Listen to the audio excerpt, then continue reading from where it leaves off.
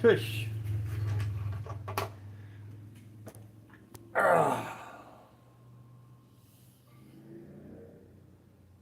Doesn't matter. What matters is it's recording in general. All right. Thank you, Sis. That's much better. We're live. We're here. Looks like the map is upside down on the fucking screen, which is annoying.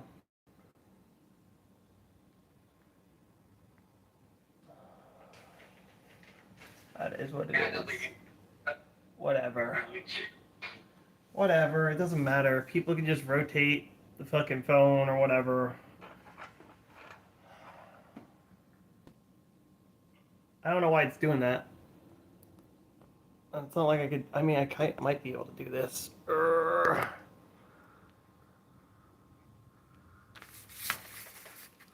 That's like, oh yeah, this. You know. It is what it is. I don't fucking care. I don't know. I don't care. It is what it is. Anyway, hello everybody. We're doing session 2 of Dungeons and Dark Souls. Sorry, I'm still like trying to put my brain together. It's been a hot minute. It's gonna be one of our smaller sessions. Yeah, plus he's not here right now. He's on the phone. Boopity boop boop. Alright. Going to Dragon Island. So, we're on... They're an island of Okay, give me a second to put my brain together for this, because I have to do some lore, world, whatever. In the last episode, last session, they went to the encampment in that forest area, and, yeah. They completed the dungeon, they cleared it out, they collected the goodies. They got a TARDIS boat, accidentally teleported out far to the west of the islands. And they're now heading back in the general direction towards the Dragonary mountain and range area. Along this path here is kind of like loosey-goosey path. Do. Okay, alright, 1 second. Gotta pull my brain out of my asshole. Oh, okay. Sorry, there's been a lot going on last, week, so my head is a little bit out of order right now. I need more caffeine. I don't have enough caffeine. Could you pass me one of the Mountain Dews real quick? No, I'll go grab it. caffeine. You were just talking about caffeine and you're asking about Mountain Dew. Mountain Dew has caffeine. The red kind does. No, all of them do. Have you looked at the back of them? No. They literally have caffeine in them. I didn't know Mountain Dew had caffeine. Yeah. Caffeine content, 55 milligrams for 12 fluid ounces. Oh. Okay, alright. Okay. Okay, well, that would explain why my phone is recording on this way. Yeah. Because of all this fucking caffeine I've been consuming. Okay. So, in the last trip, they were heading towards the Dragon area and traveling via boat on the waters. I will give you guys, say, 3 turns currently of what you're doing on your travel up till the event. So, I just remembered I forgot my dice.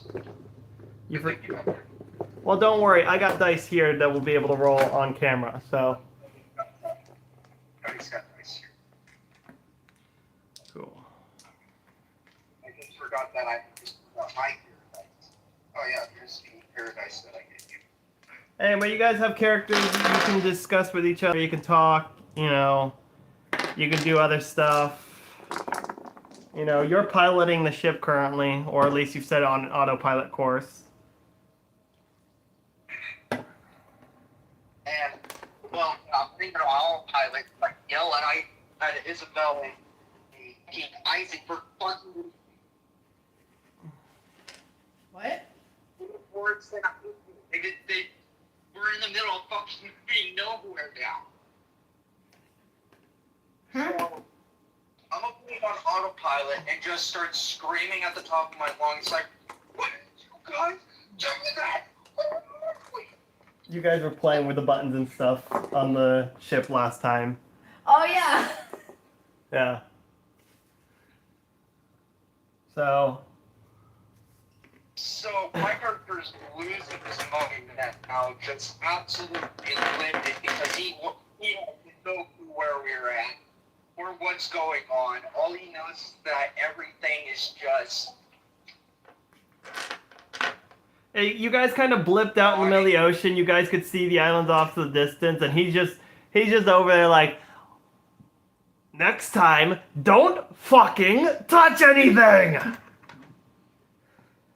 I am the captain of the ship. I will press the buttons and the levers and the doodads. We don't know how this fucker works anyway, so nobody should be touching shit except for the captain, alright? Hey, you can't. You gotta press things to figure out what they do. Isaac takes the Time Lord approach and says, you just gotta flip the levers and see what happens. Yes, this is a TARDIS, technically, guys. This is technically a TARDIS. It is a Magical steamboat. That is a TARDIS. It is a transdimensional apparatus for rapid transport through dimensional splices. Interdimensional slices. Or dimensional intersplices, TARDIS. Yeah. Ugh. So, yeah. Anyway, what are you guys gonna do on your downtimes while the ship is traveling on its own? Dude. There's not really a Well, lot to do. I'm gonna interact with the you baby can start mermaid. fishing while no. Okay, one at a time. Do I still pick one on the boat? Apparently not. I do not. Since he has fishing on the boat, so. I could actually use this for you, technically. Do, do, do, do, do, do, do, do, do, do.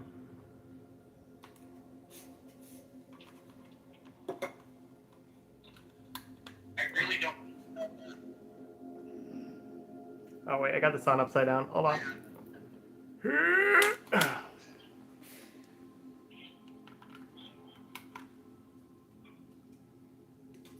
There you go. Now you can see the map. Cards on the boat. Where what on the boat? Deck of cards. You have a deck of cards? I don't know. Did you bring a deck of cards? I was saying that was already on the boat. Like, I know. I don't know what's on the boat yet. We haven't searched it. It's mostly empty. I would probably The boat mostly has... search my boat. Alright, let's see what you find, dude. I got a 14 on this one. I roll a 2 for you. I rolled a 14 for myself.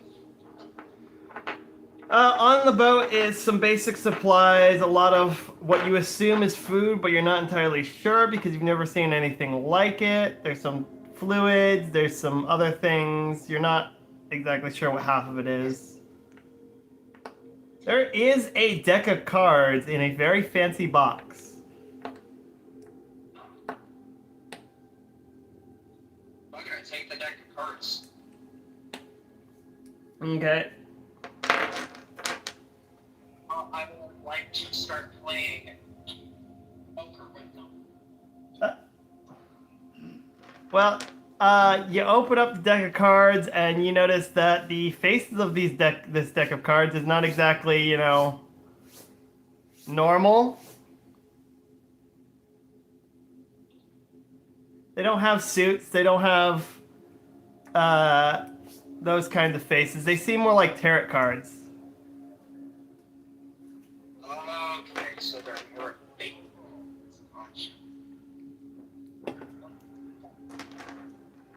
Actually, as a matter of fact, when you turn over the deck seems to be blank when you don't pull a card itself. And I give it that belt so that you can make sense of it because, you know, Yeah. it's magic.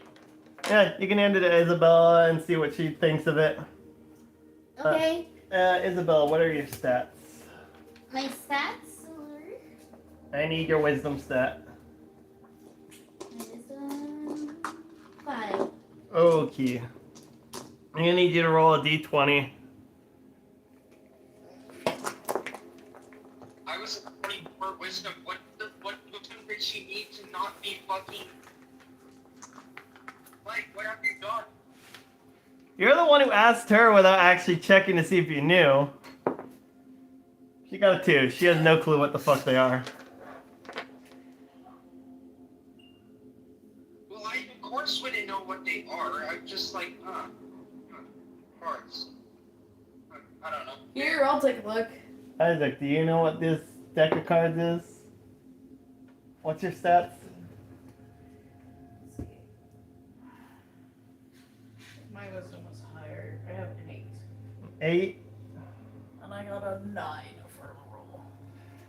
You have a better idea of what it is, but you can definitely tell that the cards are magic and only work when drawn from the top of the deck. But as for that, that's about all you can tell. So they're based. What did you say? What did you say? I can either do a spell, you roll the dice large without knowing actually that much. Also, you guys need to do more character deposition in between each other. Where you actually discuss it. Mine's 12. You got a 12? Okay. Yes.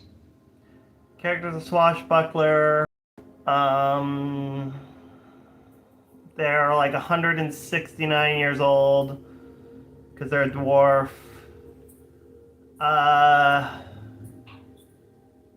What do you say is the likelihood that you guys have collected arcane artifacts or such items in your travel? Probably pretty good. Yeah, 14, it's pretty good. I forgot to get there. So, your character, although they didn't recognize him at first, your character has definitely seen this deck of cards before. And last time that your mates decided to play with these cards, it didn't end well for most of the crew. There was one that was turned into a chicken, another one that spontaneously just disappeared, another one that spontaneously exploded, and then another one who, after he drew the card, they were attacked by a kraken.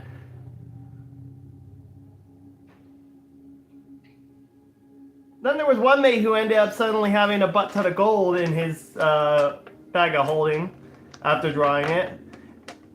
And another one who, after drawing one, ended up being eaten by a mimic.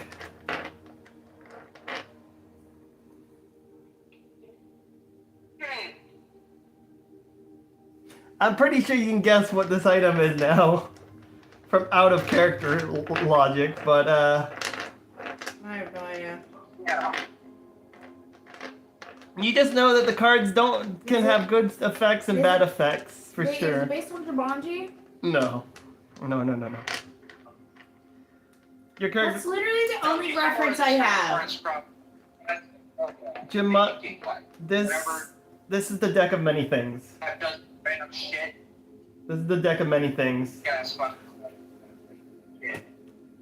It is a deck of many things, except for this one, because of the way that the characters are on the actual, back of the card, you're pretty sure that this is not the same kind of deck as the one that you guys dealt with before.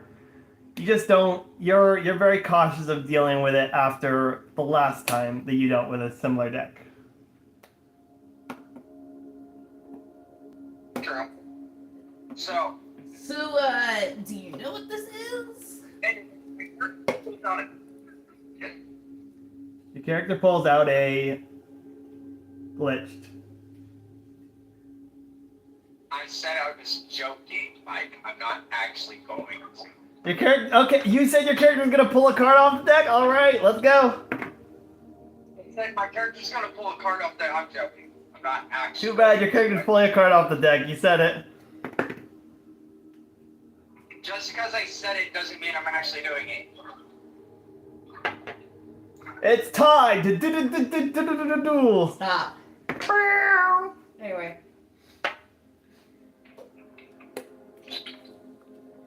Indeed. I got a 6. Something good. You got a what? 16? 16. Is something good. As you pull off the card appears to be in a text that you cannot understand before vanishing. Shortly afterwards, you notice a object falling from the sky. Is it above my head?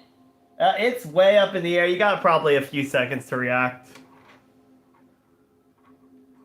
Alright, I would like to move out of the way of Let's first see if your character notices it. Roll perception.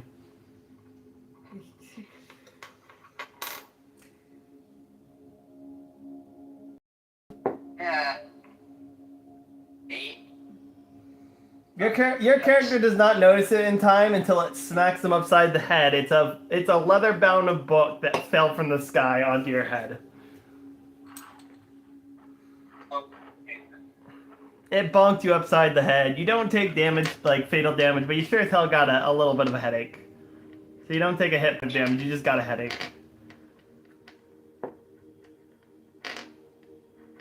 I grabbed book. Check what it is. I rolled a 10. It fell on my head. I picked it up and go to check it out first. Like, Oh, you look at the face of the book.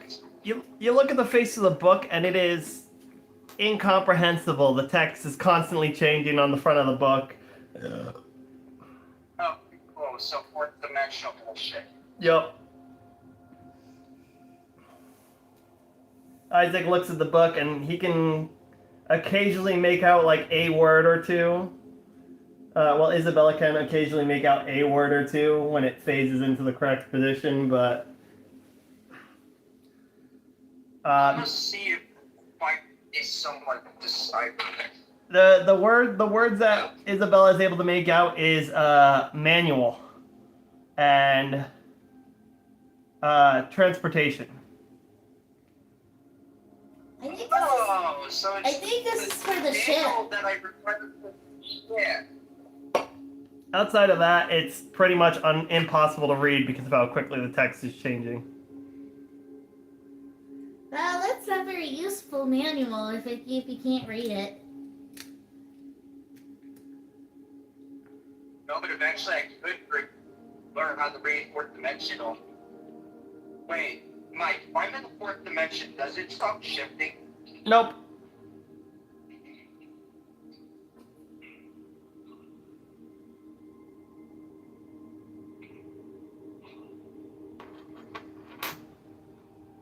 Actually, the fact that the book itself is stable in this dimension is the only reason why you're able to even handle the card, or the book, is because of the card. Because technically it's a fourth dimensional object that's physical form has been stabilized in the third dimension. Normally, it would be there, and then it'd be gone, and then it'd be there again, and then it'd be a different shape, and then it'd be a different object entirely, and then it'd be something else. It's at least stable as a book. So, Isaac, what are you gonna do in the downtime as the ship is traveling? Well, I want to look at these chemicals. Some more. Chemicals? Yeah, the chemicals you were talking about. Yes, the random different things. I got a 19. Damn. Something in your deepest recesses of your memory awakens. You're not sure where this knowledge comes from, but It definitely is fragments of memories from not when you were out in the normal world.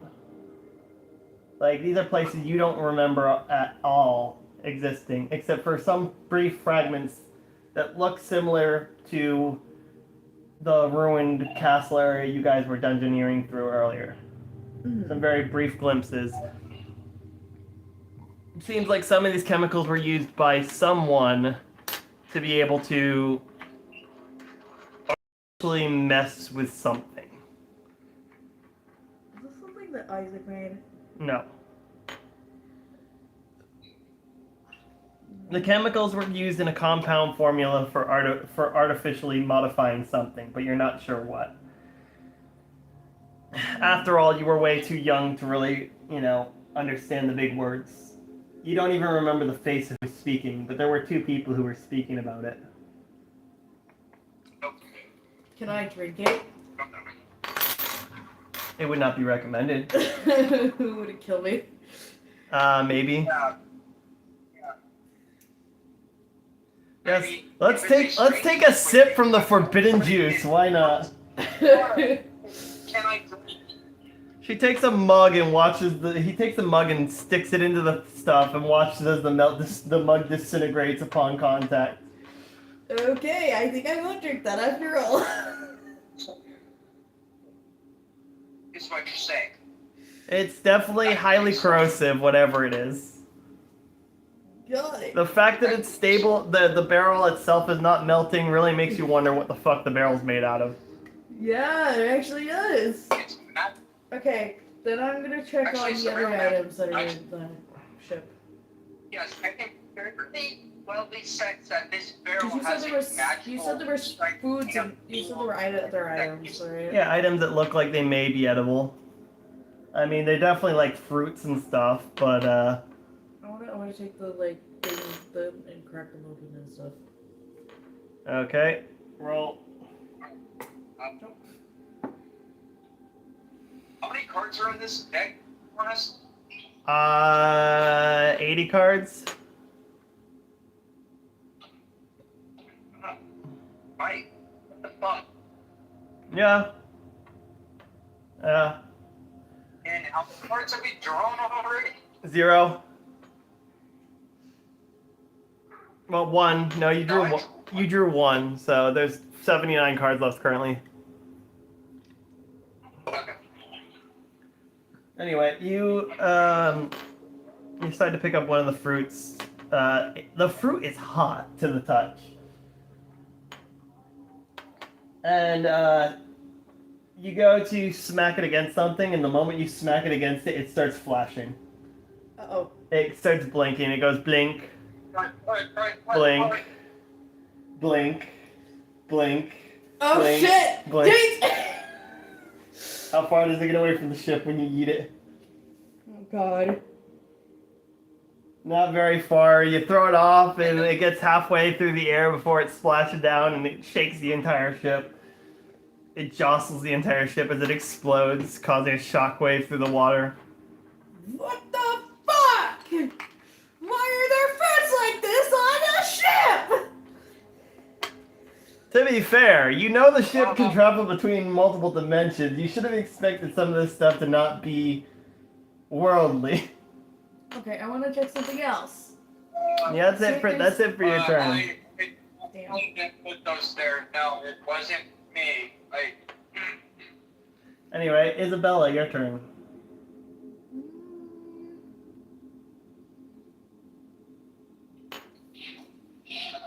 I want to interact with my baby mimic. Okay, you're going to do what? Play with it? After all, right now it's just kind of like slime on your arm, just kind of there. Yeah, I want to play with it. Okay. So you spend like an hour or so playing with the baby mimic, watching the others two cause chaos as the ship moves about. Your mimic kind of hides behind you when the explosion goes off. You know, obviously. Not liking explosives. It kind of shakes when it kind of like shakes as if it's like chuckling when the book hits the dwarf upside the head. So it's cutesy. It's, you know, vibing. Next turn. Who's up? Hello. Welcome to the stream. Sorry I didn't see your message sooner. There is another session you guys can watch before this session to get more context. If you guys need it. It's a 13-hour session though, so be aware it's going to be a longer burn. So Yeah, we kind of got a little carried away. we had the day off, so we went through the entire day basically.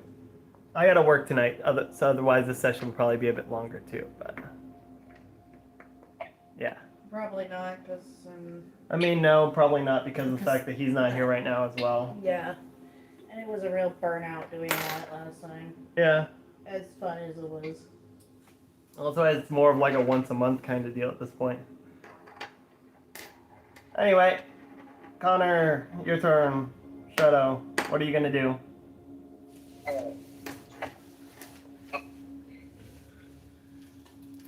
So.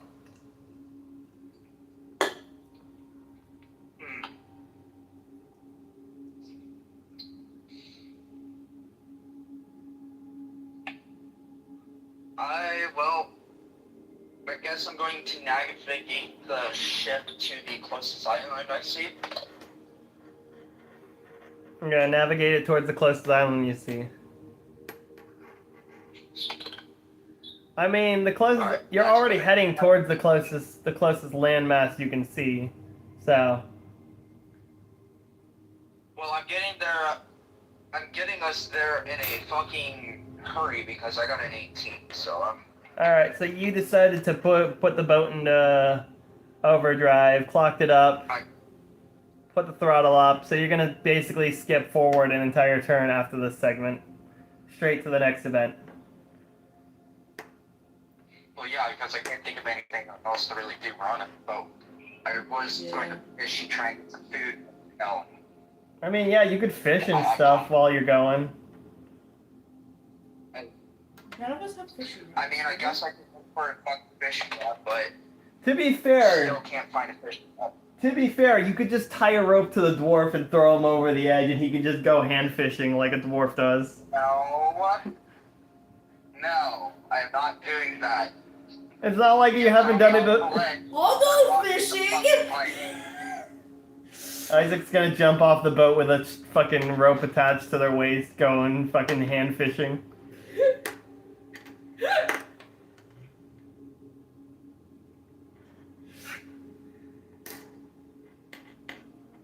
To be fair, Isaac is quite quick and nimble and is able to catch quite a few fish by hand.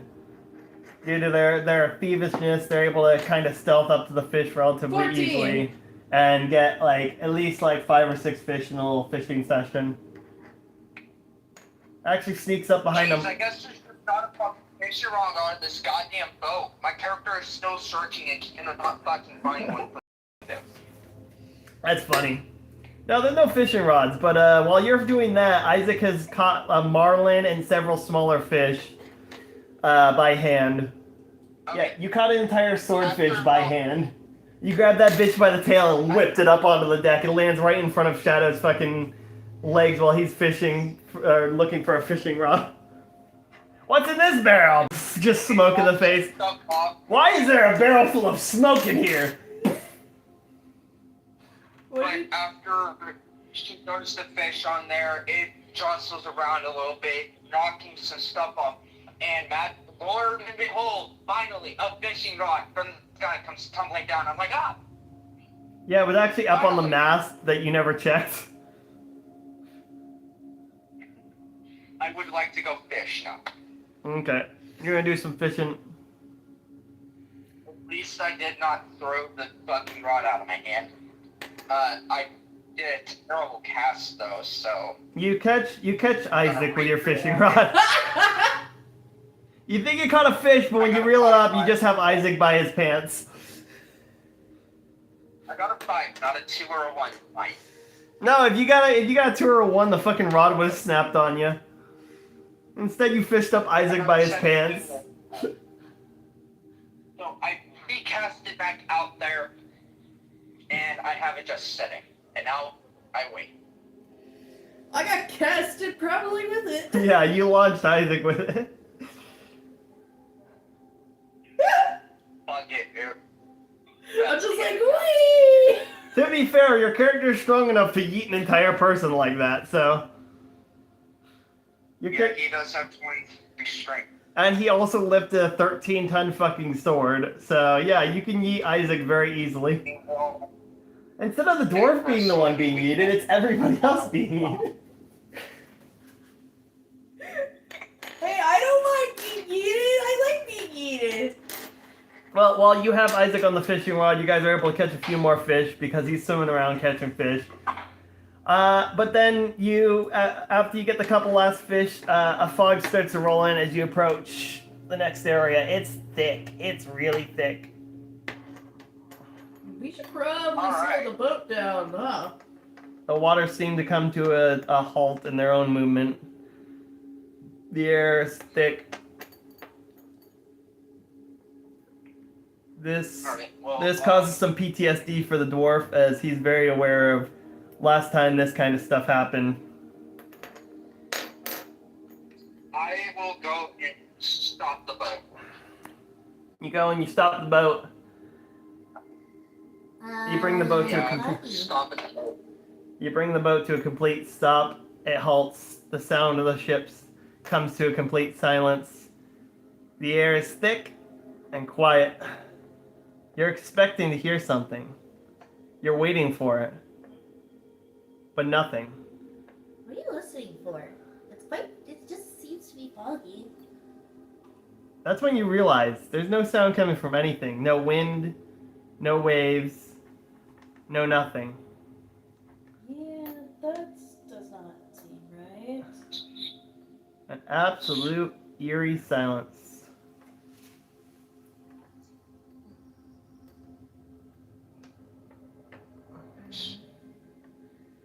I never like silence. And this is not a good kind of silence. Your character decides to start up the boat and get it moving again, but as your boat moves through the water, you notice that the sound crashing against the boat don't even make a noise. It gets really eerie. What is happening right now? Eventually, he sees it off in the distance, in the mist, a small couple of rocks with what looks like to be people posted up on them. What the hell? As you get a little bit, I would discuss. you want to do what? I'd like to take us closer. As you travel the boat closer to it, you can get a better view, and you can definitely tell that these are merfolk of some sort. Mermaids, sirens, you can't tell. The fact of the silence makes you think maybe they're just mermaids and not sirens, but this fog to the senses of a trained sailor says that this is definitely a siren's territory. No, we ran into them quite a few times. Nah, he knows those are sirens. Yeah, He knows something is very off right now. the fog is to the senses of a trained sailor like your character. The fog is the dead tail sign of the siren's territory. But there's something weird about this, and you're not sure. And then one of the sirens like waves over at the boat, and then starts doing hand gestures, which you guys can't really make out from this distance, except for Isabella, whose ring blinks and starts appearing text above their head, basically for her, which is. Yes. What does it say? Those are sirens, and this is their territory. I'm reading it. Travelers, we need help. Please.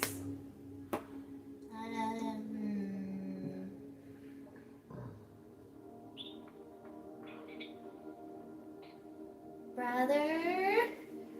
I don't trust it, period. Don't even. I know how you're a good person and blah blah blah. We don't even think about it. What does the dwarf think? Finding out that they're asking for help.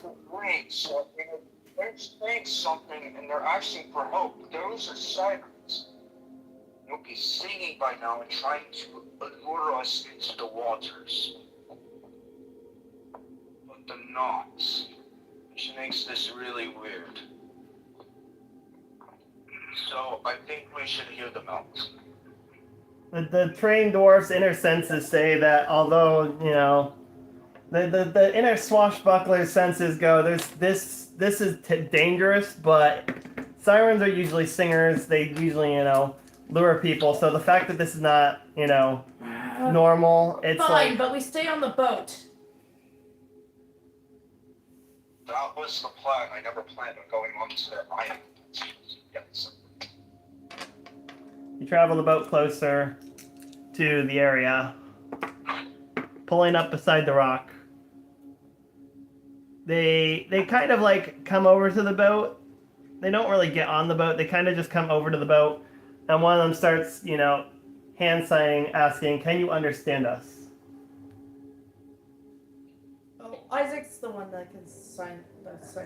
No sign language. Yes, but Isabella is able to actually, you know, read the text in the air, even though they can't Oh, yeah. sign back. And you don't really need to sign back. They can hear you fine. Yeah, I can understand you. They sign. They start signing again. It's like, what? Thank the gods. The island to the south gave a gift to our king to protect us, and not long after, the king started acting weird. Soon, we lost our voices, and the sounds of the sea went silent. We're not sure what's wrong. We need help.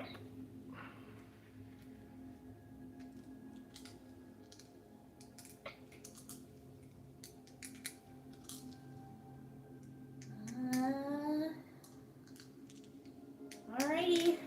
What are the odds? I assume that they're probably on the island. What are they saying? Oh, right, I gotta translate. They're saying that they're cursed and stuff or something. They got a gift or whatever, and now it's made things go silent. And their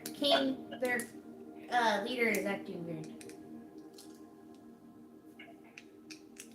That explains why they're not. Why did them? Well, normally I've never helped sirens before, but great.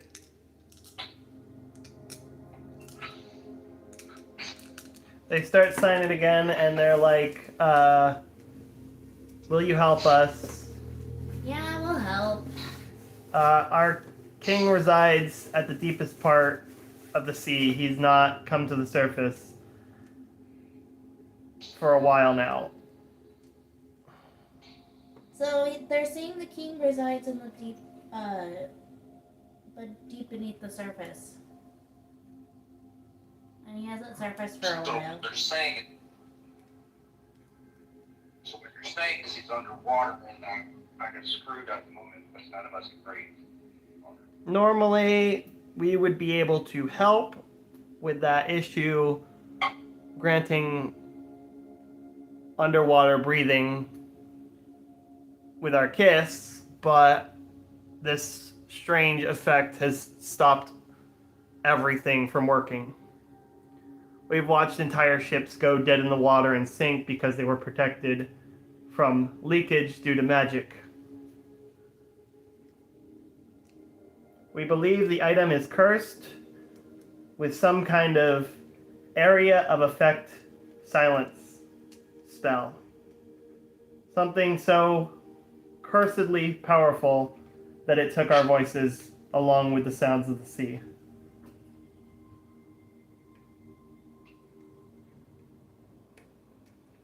Alright, well, tell them we accept their.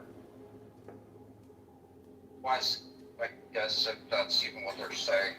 I'm not even sure. We accept. if you can find a way to avoid the silence like your boat, please aid us when you are available. We don't expect many other travelers to make it this far. So, you think this thing could become a submarine? I would like to pull for the. You're gonna pull a card? I got 14. You got a what? I got a 14. You got a 14? Okie Yeah, I'm dokie. drawing a card. Let's see, what am I gonna do for this? So you draw a card, and the card is strange. The icon upon the card is a bubble? Next thing you know, the entire ship starts to sink into the water. Oh, so it turned into submarine mode. Not exactly. Your ship sinks and sinks, the water goes up over your chests and above your heads, and the first thing you think to do is panic, but you can't seem to swim up. You guys are trying to hold your breath, and then eventually you just can't, and when you do, you can breathe. What? It's almost as if the water has turned into air in the area as the boat crashes down onto the bottom of the seafloor. What the hell?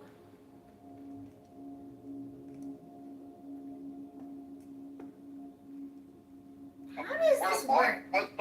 You pulled How you pulled inversion of sea, and you pulled the inversion of the sea card. So air is water and water is air until area of effect, or is it the entire world? it's an area of effect. Okay, thank God. I didn't want the entire world to just all of a sudden like shift which one was which. No. So basically, for you guys and the area around the general effect area, right? Say on the map, it's like this area of the can of soda. It covers the entire area of the mist, basically. Where now all the air counts as water for you guys, and all the water counts for air as you guys. Which also, for some reason, has kind of, it hasn't fully nullified the silence effect, but it has made it so, you know, the area isn't completely silenced. Alright, I'm gonna go look for the king. Isabella very quickly notices that not only does the mimic seem to be a little bit more droopy, but their magic spells seem to do, their sense of magic seems to be diluted, like as if wading through water. Isabella? Yeah. Magical senses are dulled, and even your mimic sense seems to be dulled as well. I got a 14 for looking for the king.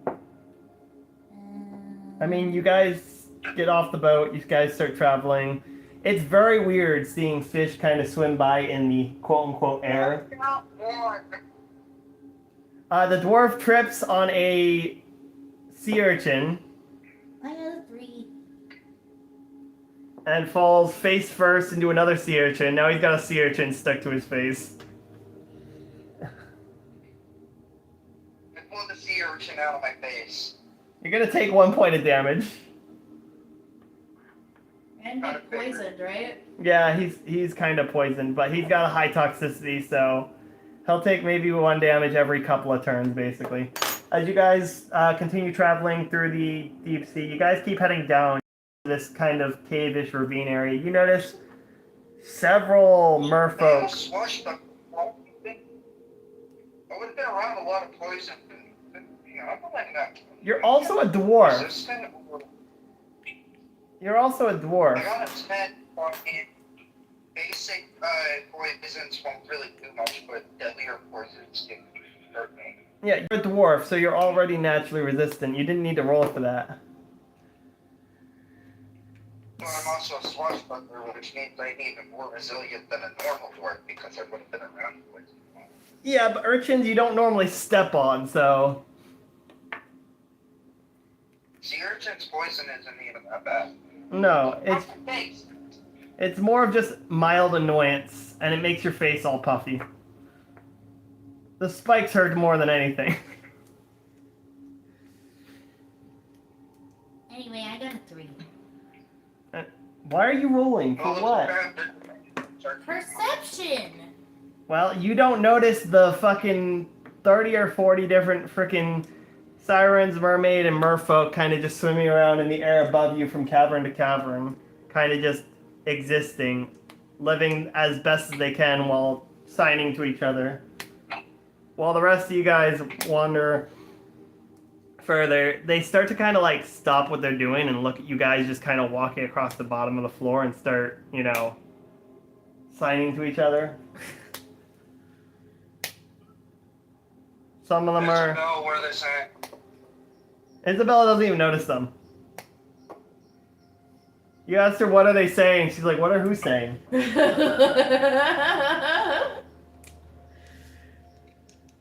I'm saying they're like, right, she doesn't have dark vision. Yeah, and it's getting pretty freaking dark down there at the depths. Yeah, dwarves have a 30-foot dark vision. Alright, and then That's why I didn't roll to see if I saw them, because I knew I would see them. You guys get deeper and deeper until you find a large cavernous room at the very back depths of the ravine. I'm gonna go explore. You notice that there's a lot of piles of shiny rocks and stuff with a quote-unquote throne sitting in the middle.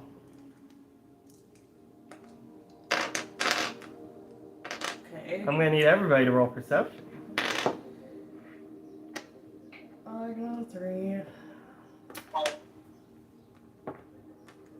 That was not me. I got 12. I got a 12. Okay, so 12 is not good enough by itself, but with dark vision, the only person who notices right off the bat is the dwarf, who notices at the very edge of his dark vision upon the roof, there seems to be a pair of glowing eyes looking down at them. I warned the other two about the glowing eyes. Glowing eyes of them watching us, we speak up. We both look up. The moment you do, comes down a giant mutated fish folk with a pendant around their neck. It screeches, causing psychic damage to everybody. Let's be the king. 1 damage So of we're saying we have to roll a wisdom check. 1 psychic damage to everybody regardless. Will modifier, I'm pretty sure. Yeah, it would be will modifier technically. I got a Which was- 19. I got a 9. Okay, well this is gonna be fun. Isabella is affected by the screech of the Siren King and immediately decides that they're going to attack everybody else. My will modifier is 10, by the way. Yeah, you're going to attack everybody else though. You're now on the side of the Siren at the Mine moment. is 17. Isaac, Well, as soon as I see her do that, I'll just smack her right in the face and knock her out of it. Got an 18. yep, that, I mean, you're gonna do damage to him, or her, but...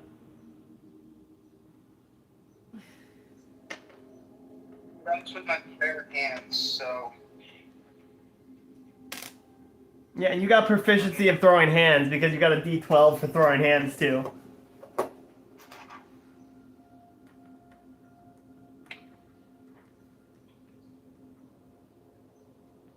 I thought it was a D10. No, it was a D12 by the end of your little event. Oh, right.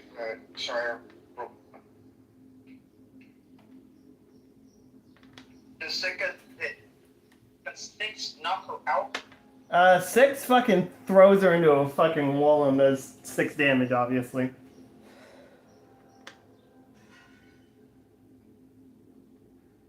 So Isabella gets smacked upside the head by a backhand from the dwarf. Does it knock her out of the spell? Yeah. Okay, cool. But she's not dead. Ouch. She's not dead. She takes 6 damage and is stunned, so she won't be able to react in the end. I need you guys to roll your initiative.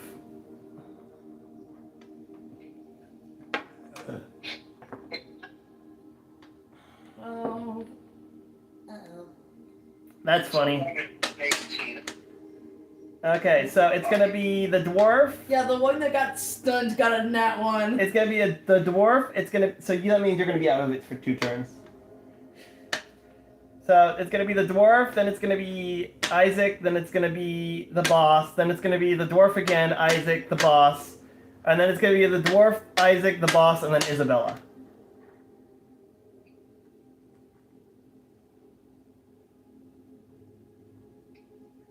Do we know how much health said boss has? 1,000.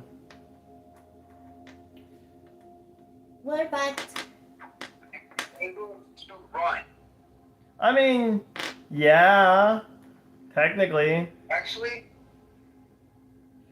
the only thing that's causing me to do this would be the pendant. Mm-hmm. Yeah, we're after the pendant. We want to steal the pendant. I would like to. It's like it's my turn. Is he on the ground right now? Yeah, he technically came down. He's still like hovering like 3 feet off the ground technically because he's in the water, but he's down towards the ground, yes.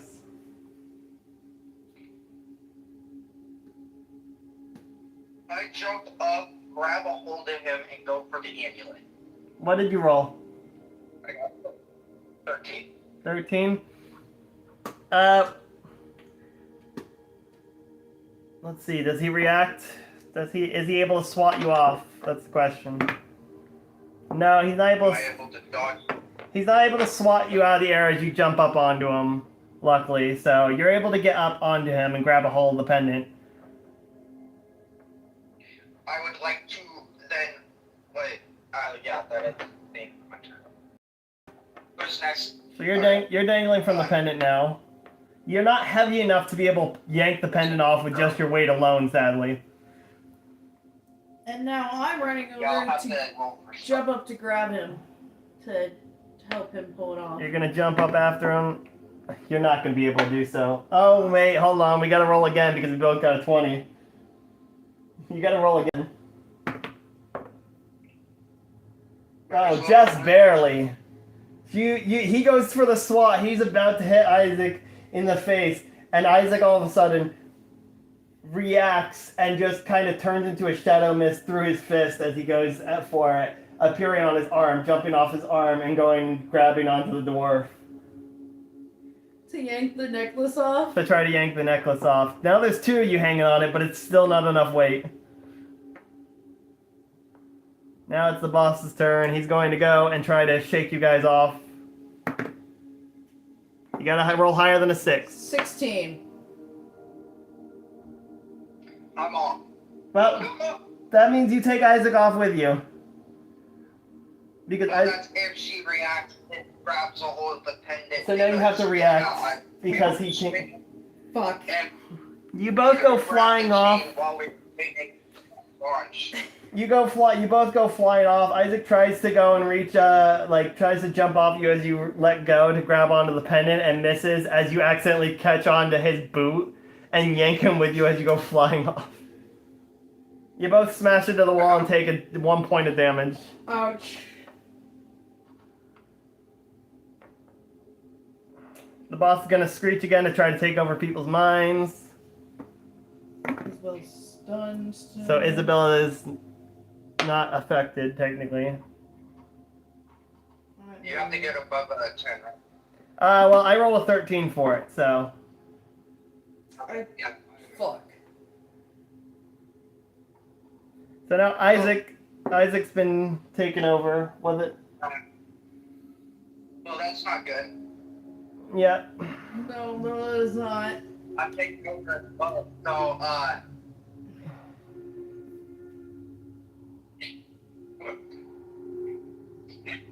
what do we do? Punch me, you coward! Y'all are just gonna start infighting with each other, so. Okay.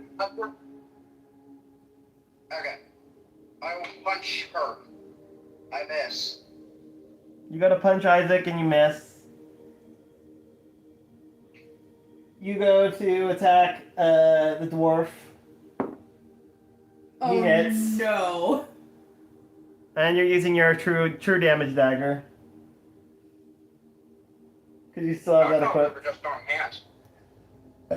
It's whatever you had equipped at the time, so. And I That's have. not offhand. She can't just punch me. She doesn't have to stab me. She doesn't get the choice. She's not the one. She's not the one in control. You don't have anything equipped because you put your weapon away. That means he takes 20 points of damage. Yeah, you're gonna take a 20-point damage hit from this regardless.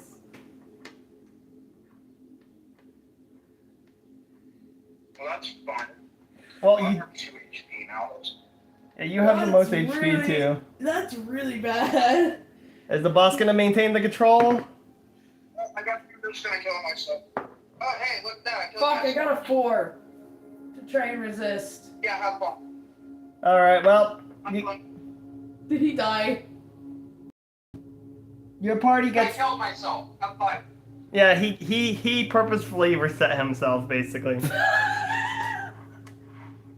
He kills him. 24 will. He downs himself. He downs himself on purpose. He stabs himself in the chest with his fist. Fucking going down. Okay, I'm gonna still try to resist. I got a 19. Okay, you're gonna unresist. Isabella's turn's gonna be skipped.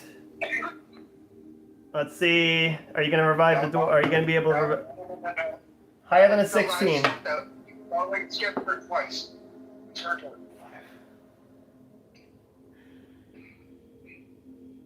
You already skipped her Okay, twice. Isabella recovers before this turn. So Isabella recovers. Now we do the roll to see if people are possessed. Higher than an 8 for both of them. Isaac is going to be taken over. Isabella's not going to be taken over. Isaac is going to attack Isabella. Oh god. Just toss a fireball in his face. Oh god. Isaac misses. Isabella. 17. Are you going to attack Isaac? Fireball. You're going to fireball Isaac? Yes. Alrighty. Mike, can we give her a limited amount of uses for fireball and spells, please? I mean, I'm debating it. It depends on how things keep working out. She can keep using her fireball for right now, but I feel like there's going to be a limit on it here soon. Well, I don't have very many spells. So She's only got 2 spells, or 3 spells. 4 spells. Okay, fine. Magic bolt, whatever. No, 3 spells. Yeah, you have 3 spells. Spell mimicry is not a spell, but it's so sensitive. Well, technically, spell mimicry is an ability you could use because of the fact that the screech is a spell. Spell mimicry! Are you going to be able to mimic the siren's call? You're going to successfully be able to mimic the siren's call because I rolled for it. Oh, okay. Roll. Now you can cast it. Wait, so what's it called? Uh, Siren's called? Yeah, siren's call. It takes control over enemies within a certain radius. Oops. However, in this case, it doesn't. But it doesn't affect sirens themselves, so we can't argue talk about it. Yeah. All right. No, but it doesn't mean I can't try to use it on the fish. Or Isaac. Or Isaac. Use it on I Isaac. said sirens. I didn't say the frogs. I said sirens. There are other sirens in the area. What did They he can't say? be controlled by the He's siren saying that you control can't because use they it on work so sirens themselves. I know that. I said fish. I said that doesn't mean I couldn't use it on the fish. Anyway, does it work on Isaac? Like as in like Yeah, it's gonna work on Isaac. as in trout And- and stuff. You know what? It's also gonna work. It's also gonna work on the dwarf. The dwarf is gonna start just suddenly get the. The dwarf is gonna get the fuck back up. Okay, so am I back at full HP or something? No, you currently have temporary hit points upwards of 25. What the fuck? Ah. Okay, cool. I will run up to it as fast as I can and try and rip that pendant off with my bare fucking hands if I have to. Everybody, Yeah, no, all of yeah. us are fucking making a mad dash to help him. So that's a 3 on him hitting ya. Oh, oh my. So you're able to get a hold of it again. 14. Alright, now here comes the strength. Isaac check. is gonna get Trying to smacked. rip it off.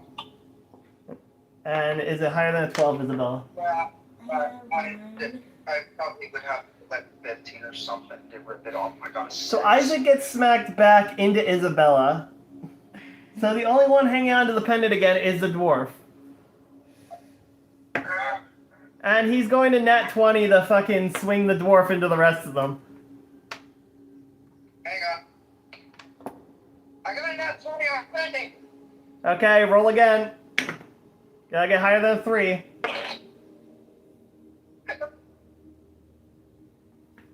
What'd you get? Got 2 nat 20s. Okay, I he's got a gonna. 19. It's gonna. He's gonna get the pendant off.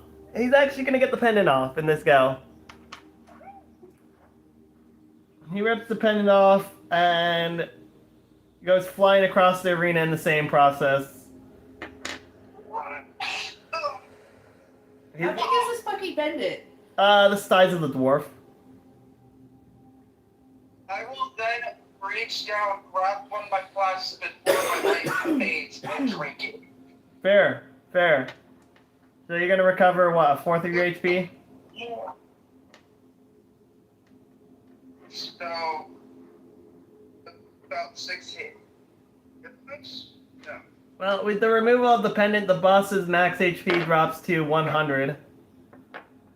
He's still under the control. You need to drop him below 25% max health before he loses the effects of the pendant entirely.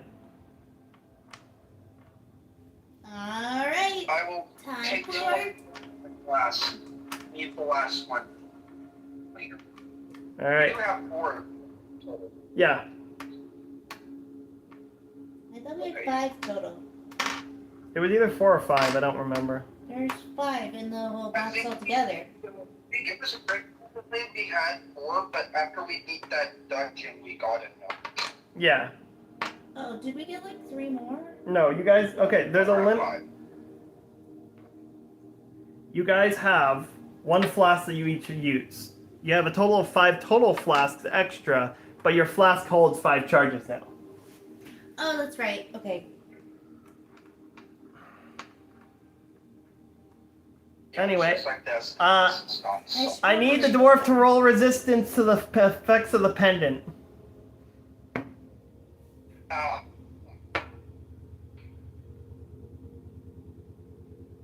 How low did he roll? 4. Oh my gosh. he hit the ball, I guess, kind of knocked it out of me, and then it took control. So now the dwarf has gained, has become affected by it.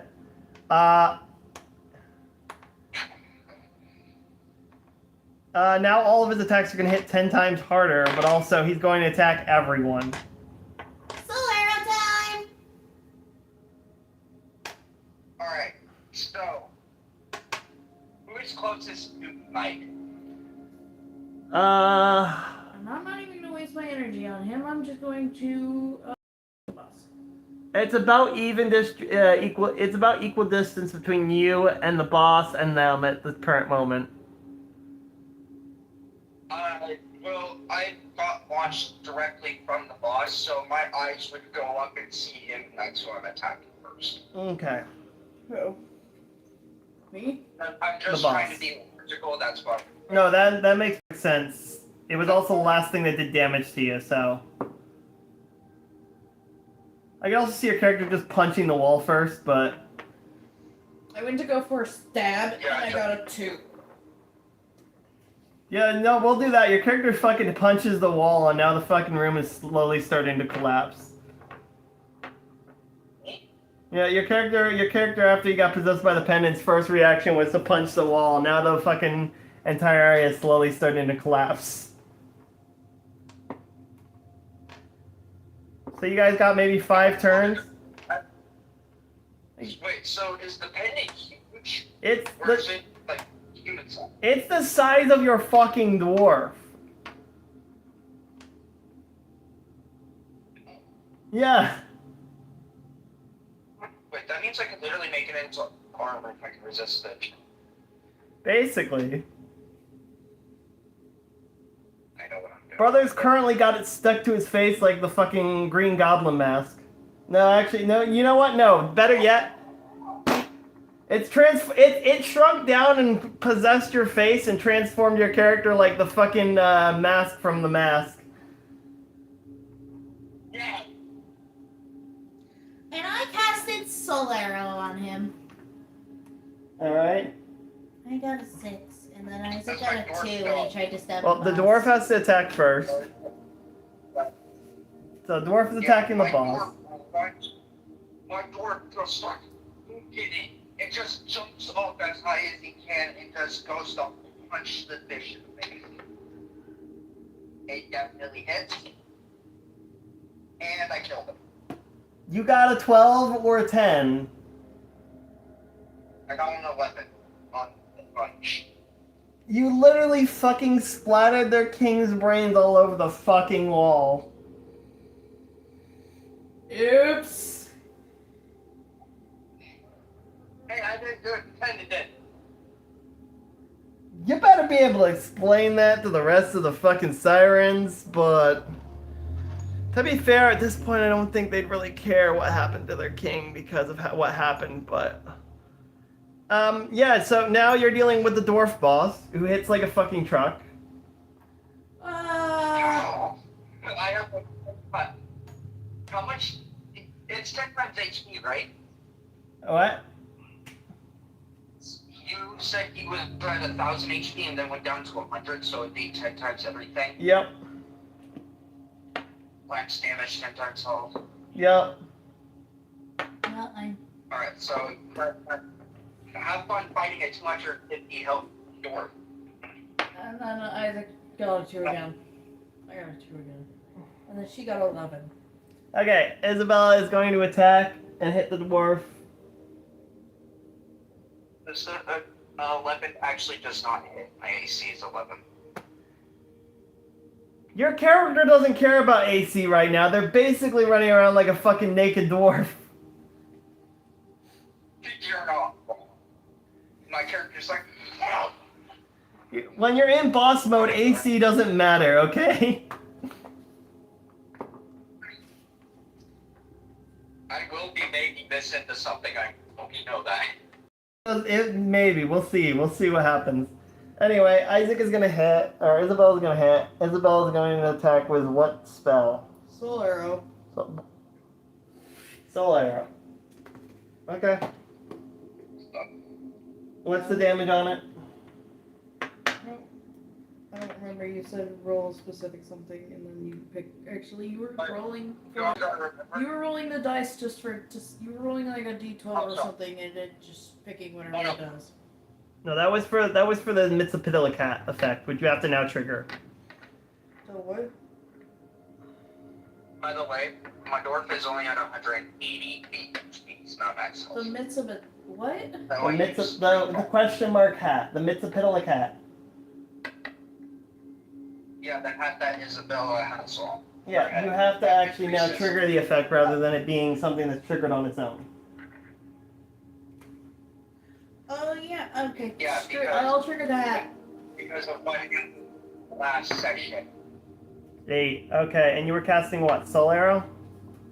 Yeah. How many times is it gonna split? How many times is it gonna split?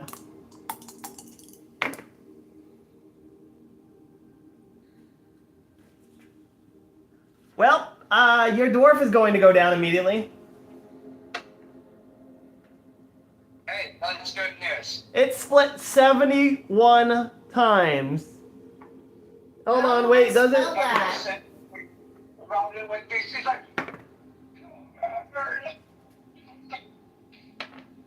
Each shot doing upwards of, each shot doing upwards of 6 damage per. And the minimum damage, the minimum damage you can take because of your armor class is 1, meaning you're going to still take 71 damage regardless. Did I spell that right? Well, no, wait. If it's 71 times, I would still only take 71, so I'm still up. Yeah, you're still up, but you're sure as hell are not having a good time right now.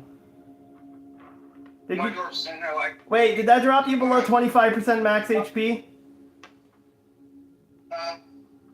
no. How close are I'm you? at half. Half? I'm getting there. Okay. I'm getting there. If you can roll a 20, you can resist the effects. Did I spell this right? If you can roll a d20 and get a 20, you can resist the effects of the current state. Need to build that. Nope, I just rolled for within it. I Okay. got that one. Alright. I can only activate that once, can't I? Once per combat. Alright. And the site I did that, it's my dwarfs, right? Yep, your dwarf's turn, and your dwarf is automatically going to target Isabella because she attacked last. I am so sorry, sis. You were dead. What did you hit for your hit dice? What did you hit for I your... got an 18, which definitely hits. And Roll then I got a against it. 6, which does it.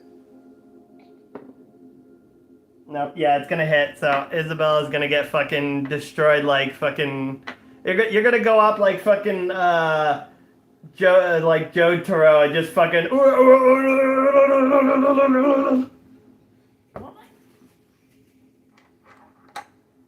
Anyway, Isaac, your turn. My turn to tick.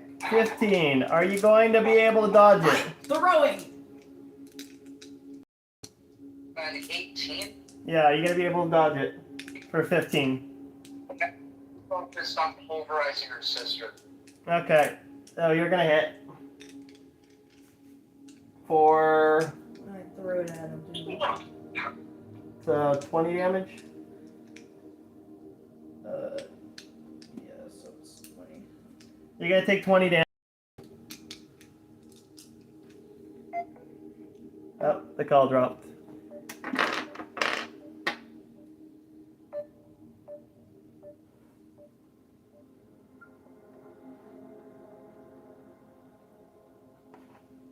Call dropped.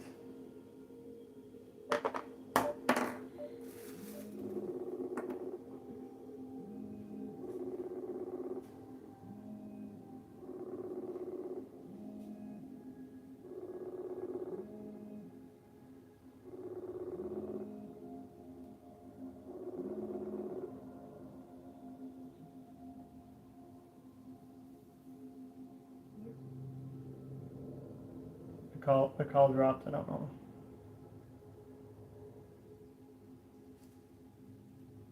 Yeah, the call dropped. But you're gonna take 20 points of damage. What? You're gonna take 20 points of damage because Isaac hit you with the knife again. Okay. What's the damage? 20. So far, after. So you were at 7. You took 71, and then you took. So you took 71, and then you took 20 from whatever your total was at the time, which was like 100 91. 120, something like that. 180. So So 91. 91.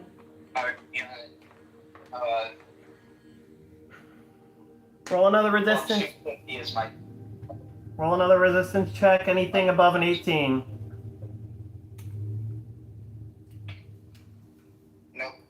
Nope, you're still affected. It's 30. It's 30 or 25% of the English to knock me out there. All right, I'm 25%. fucking back with the knife. It's 25. 15. Well, the knife is in him, so it's going to do another 20 damage.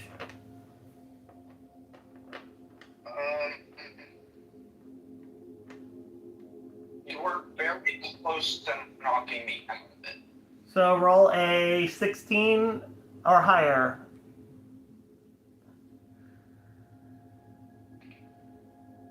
I finally get knocked out of it. You're finally able to gain control and rip the fucker off your face.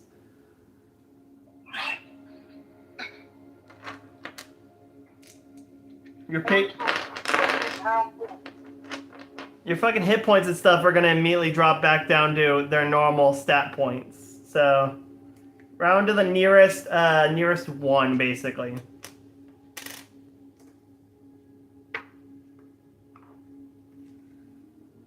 So it'd be at like 7 health or something like that. Yeah. So you can round up if it's above 0.5, you round down if it's below 0.5.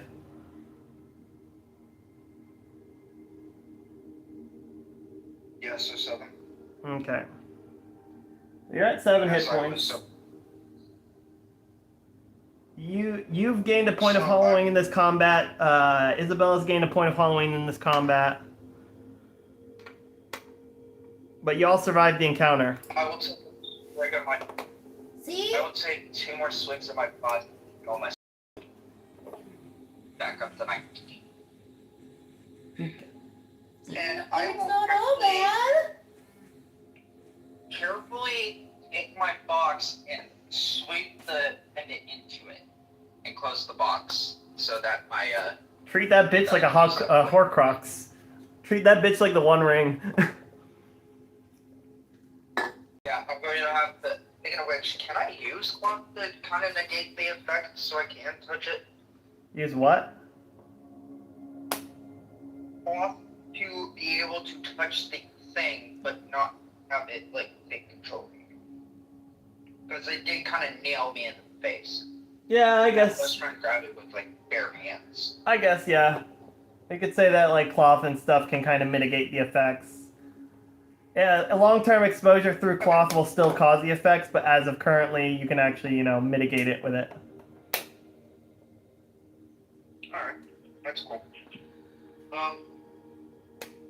But Okay. is there a way to take off the mind controlling part, like the blood rush?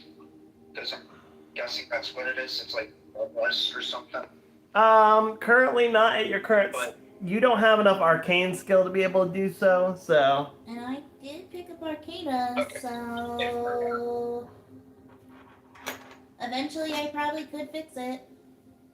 yeah. I just gotta upgrade my Arcana. I mean, there are other ways to also get rid of those negative effects from it, but currently not really. Anyway, alright, well, I will keep it in my box for now of smelting of my smithy. as And I guess. as you guys escape the area right before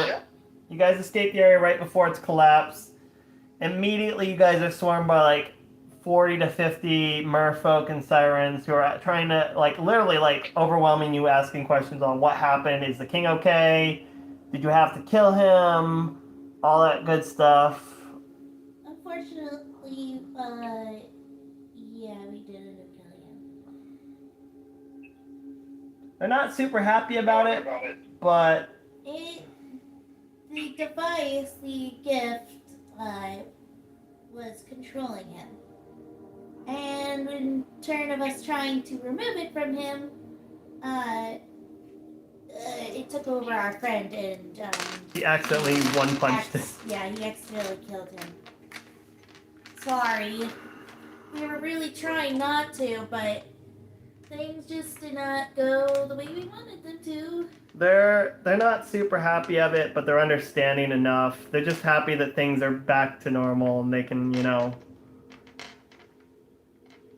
go back to doing what they do best. My dwarf, Trading, my dwarf singing. just has the worst look on him of dread and grief because he realized what he's fucking done and he just can't. He's got some PTSD from this shit. I deleted an innocent man from this world with one punch. Go full Saitama on him. I thought you were stronger. No, I just want to go. Let's get out of here, Brother guys. pulled an invincible and went, I thought you were stronger.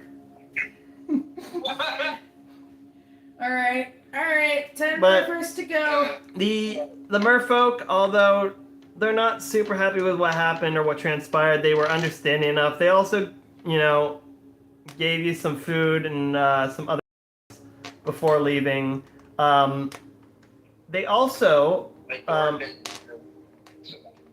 absolutely fawned over your little baby mimic. Yeah, they like the baby By mimic. helping around as much.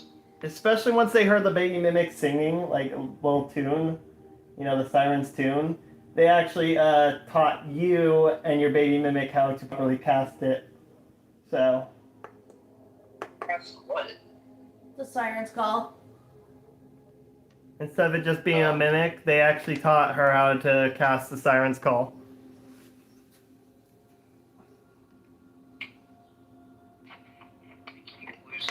That's actually pretty cool.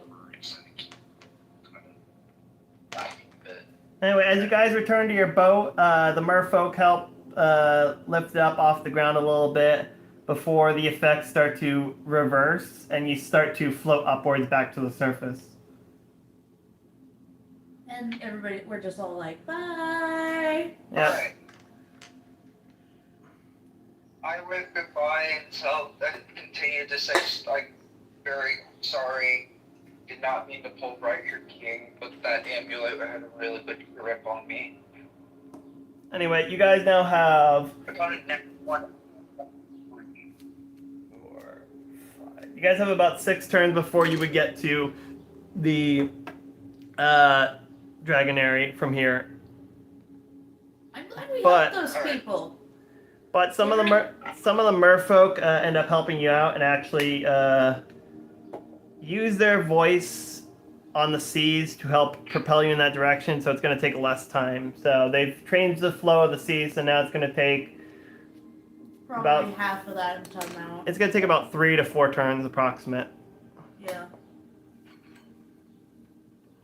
Alright, well, while that's happening, I would like to try and decipher this fucking manual.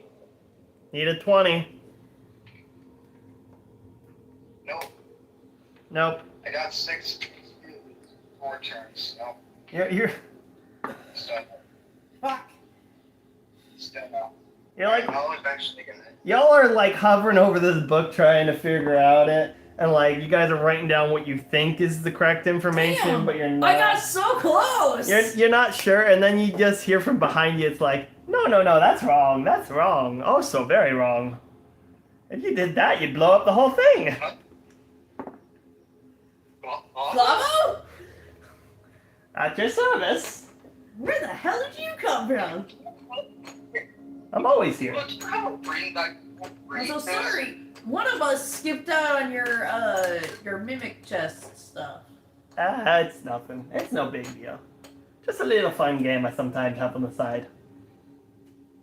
I'm a little sad Yeah, that I didn't actually, get anything good. thanks for the nuts, I really do appreciate that. Y'all This seem to. nat 20 is coming in handy. So what are these Glavo points for? Lava points? Yeah. I don't know what you're talking about. I've never heard of a lava point before. Fascinating. Totally not like it's named after or anything. Well, I actually have a question for you. Hmm?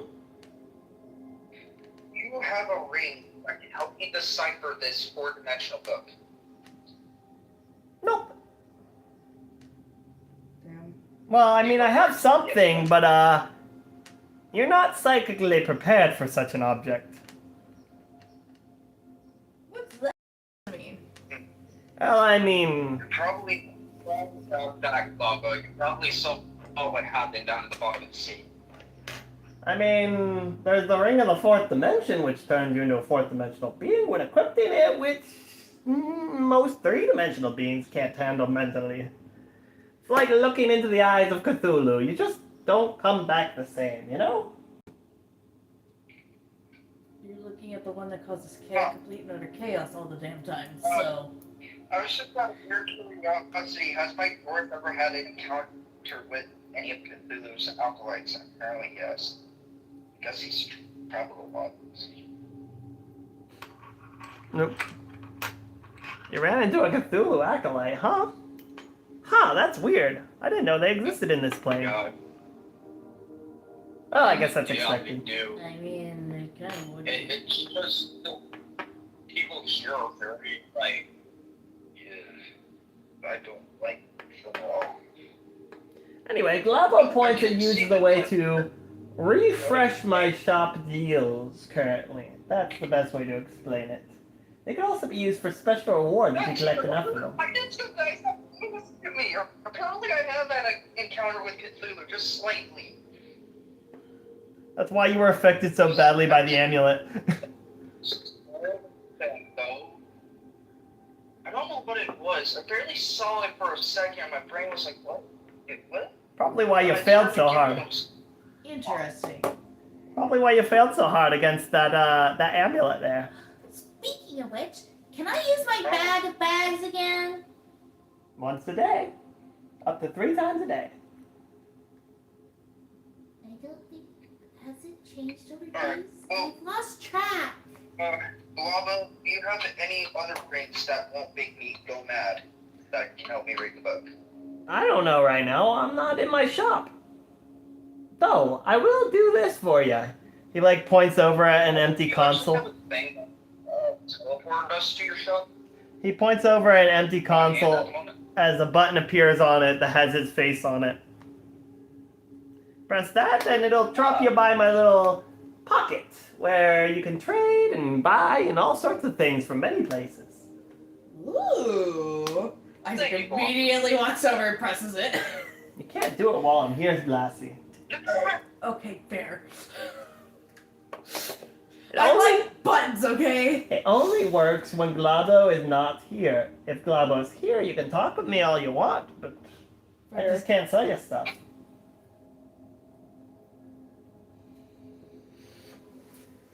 Anyway, I have to go restock my goods from some other planes of existence, so I'll be seeing y'all around. And he walks behind this thin-ass pole and just disappears. Bye, Glavo. Alright, later. So we can rebuff the shop, huh? Interesting. I So, swear to God, press that fucking button. I will kick you off my shit myself. oh, I forgot to mention one thing. The fun part about the button is that it'll take you to my shop and then right back to the same spot you left.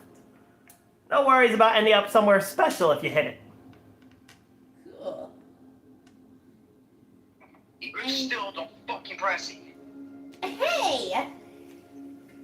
He's not gonna press it. Anyway, in that time he you got... literally just said that he has to I want the restock jump his from shop, the so... Anyway, you guys are about halfway to the island at this point. You are passing the peninsula of the western island. You can see that the area nearby has a grassland area, along with quite a dense forest segment nearby it as well. You can't see any ports, so there's no real place to land at the moment. Anyway, you do still have that D20 you can roll to see if something good happens. D20, to see if something good happens for what? God damn it! He has the special Alright. D20. Alright. Oh, that's right! The Yeah, special that's the one I D20! got from Glavo. He pulls out... That Let's The dwarf pulls out the pull out dice. my D20. He holds it in his hand. Just starts looking. He thinks about it. He's like, do I really want to risk it right now? Fuck it. And he throws it across the deck.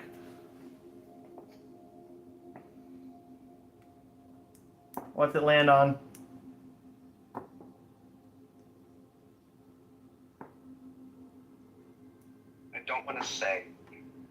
Oh no. Oh no. Did it land on a 1?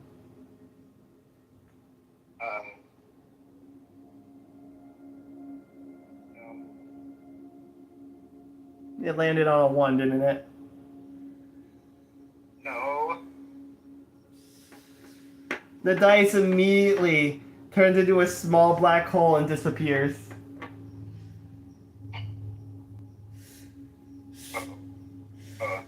Well, okay. Glavo said something bad would happen if I got that. Oh no. And now it's just gone. It isn't Well, it's not long. like I was going forever. It I is. planned it was going to eventually go away. It isn't long before you notice that the dwarf starts to slowly fade out of existence. Wait. What is going on? Like he's been snapped out of existence. What just happened? Where am I going? You're gone. Your character is gone. Your character just got erased from existence. What?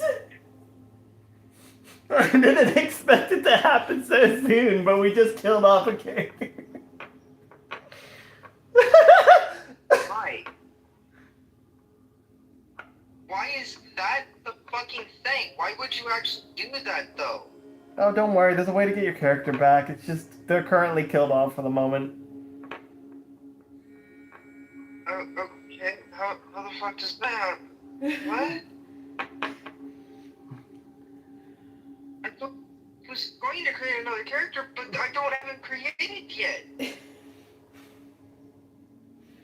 Oh my god, I can't believe that happened. And now I'm going to just definitely press the button and ask Glavo how we can get him back. And panic emergency Glava button. Brrr. The problem is that the longer the time passes, the more you guys forget about him. So you have to be very quick. Okay, regardless. Bam! You immediately hear the ship like make a bunch of weird noises and then just boom. And now you're sitting in a space that's very fucking trippy, docked outside of a small platform with a bunch of little shops. Ignore every last bit of it and call it for Glavo. He's literally standing at every single stall at the same time. Oh, is he? And he look, all of them turn to you and go, yes? We need help. He rolled a nat 1. Oh no. He didn't, did he? He did. Oh no. How do we get him back? Meanwhile, with the dwarf, Where the? no, this is funny. The dwarf has blipped into a completely different reality. Oh no! You're fucking serious. Yeah. Your dwarf, dwarf literally seems to fade into existence as he appears in a very dark, cavernous area on top of a pedestal, a rounded pedestal-like platform. In front of him is a pathway forward with a bunch of grass laid out before him that goes between two rocky paths. As he meanders forward, there's these weird dog-like creatures running around in the grass before he approaches a bridge with a waterfall to the left side and a small hut in front of him. You've ended up in actual Dark Souls 2. I open the hut door. You're greeted by 3 old ladies and a younger lady. They ask you if you remember who you are. Shadow? Well, at least you can remember your name, and then they hold out to you a humanity and offer it to you. Do you see this effigy? Look very closely. It's you. And yeah, your character is able to customize themselves, change their looks, etc. Is there anything you want to change about your character's looks, or do you want to stay how you are? I would like to stay how I am. Anyway, they do their normal spiel, and then you're allowed to continue on as normal. Meanwhile, Glabo is just like, well, the problem is he's ended up someplace where there's two options. Either he gets out on his own by completing the challenges, or he doesn't. I mean, you guys can go try to help him, but you won't be able to last in that realm for long if I give you access to it. It's not good. It's not the best options. It's sort of a damned if you do, damned if you don't. The worst part is that you guys are already cursed, so at least you can't get anything worse. True. So it's just not gonna be a fun time. That's all I can say. Luckily, there's only two of you, so no limits on the summoning there, at least.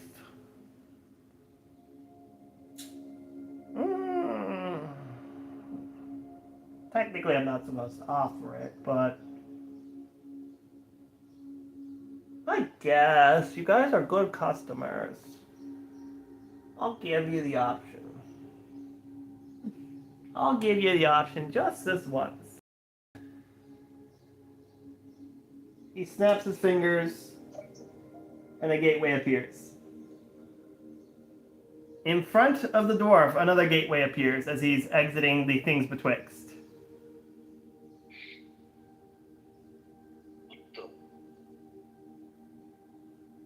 Oh. What the fuck is that? What? Dwarf passes into the fourth dimensional pocket, and Glowa says this. You've been cursed in a very unpleasant way by the dice. Every time you die, instead of being down like normal, you'll get your hollowing point and be sent back to that realm. You have to progress through and kill at least one boss per segment, per death, until you clear every single one. If you do not clear them before you reach half point of hollowing, you're gonna be fucked. I'm sorry, but that is what it is.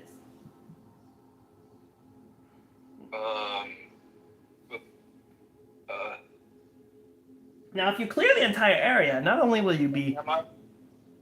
If you clear the entire area, you'll be cleansed of this debuff. However, if you clear everything of the areas, you might get rewarded with a device that nullifies your problem when equipped. Now, I was going to go collect this artifact myself later on, but call it a Mitsapidalic bag of tricks, if you will. Anyway. I guess I'm just gonna go back through this door. I don't know where you guys are. I have an adventure to go through.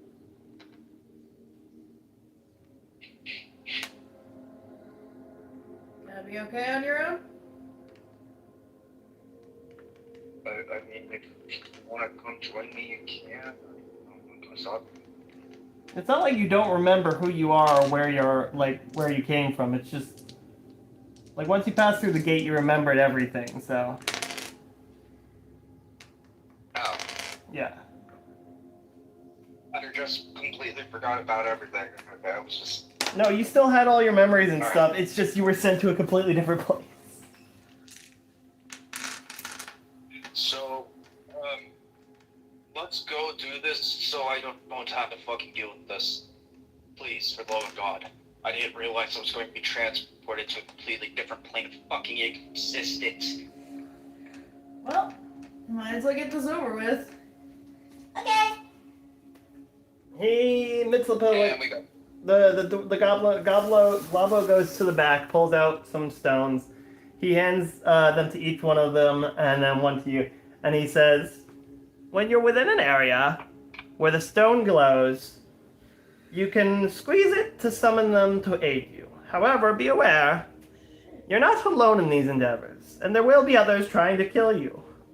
Die too many times, and it's game over." I just now realized that I have a massive ass bruise. Have fun. And sadly, you will still be sent back every time you kill one of the bosses, so you don't get to stay in that area forever and clear the entire thing in one go. Sorry. I don't make the rules, I just know them. So, you've traveled back through the gate, you're now in Majula. Wait, Bravo, how do we get back here? Every time you die, you'll be sent back. Every time you go down, you'll be sent back to the area. So every combat, if you go down, you'll get your curse mark thing, but then you'll also be sent there. If the entire party goes down, you'll be sent there as well. Okay. So you have your choice. You have your choices on where to go. I need to go pee real quick. Well, I guess I'm going to go fight Dragon Rider first.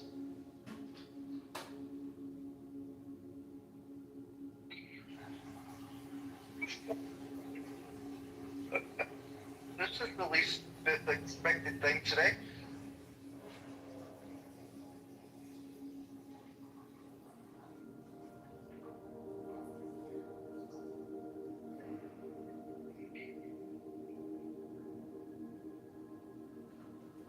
Do be aware, encounters and combat such still work in this area kind of the same way. Where you gain experience from them, towards levels and ups and shit as well. So. Now the question is which Dark Souls 2 universe is this? Scholar of the First Sin or the normal one? Scholar. Yeah. Nice.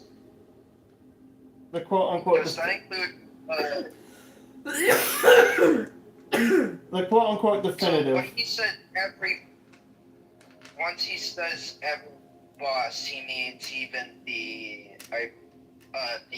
cats in the Frigid outskirts too, right? He's talking about all of the major bosses, so DLCs, etc. Okay, that's easy. That does include the cats, but Which is still easy. not the two The cats. cats in the Frigid outskirts are an optional boss. Yeah. I mean, brownie points if you do that, but Fuck that. Not doing that shit. to be fair, you'll have other people you can summon for those too, so And both cats does not fucking matter. They're easy. they're not easy, Ives. You haven't fought those cats. I've literally watched you fight them. I've not fought them once. We're talking about the statue cats, right? No. No, we're We're talking... talking about Frozen Izalith, no, not Frozen Izalith, Frozen, Lost? However the fuck you pronounce the city. But we're talking about the Frozen DLC in Dark Souls 2, the Frost Cats. Yeah, the And stupid... then there's two cats that Oh. were corrupted with the darkness that were sent to the Frigid outskirts. The king's other because pets. I Yeah. thought we were talking about the The stone king had cats. three. Like they're easy. No. Anyway, yeah, so you go to the Dragon Riders area, Heights Tower Flame, you go pull the lever, go under the waterway, travel that way. Picking up items is mostly useless along the way anyway. And you enter into... Wait, so in this, we use souls to level up, right? Yeah, Or is everything still? it's still the same, you gain this specific experience, but the souls are used for purchasing stuff in that specific world. Okay, cool.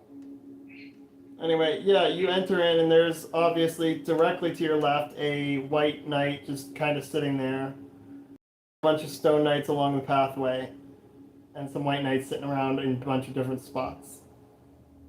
you have your options to fight the knights or run past them. There are bonfires in the area, similar to that which you're already used to from your own world, so you know how they work. As quote-unquote checkpoints. Yeah, I'll go to the closest bonfire and light it.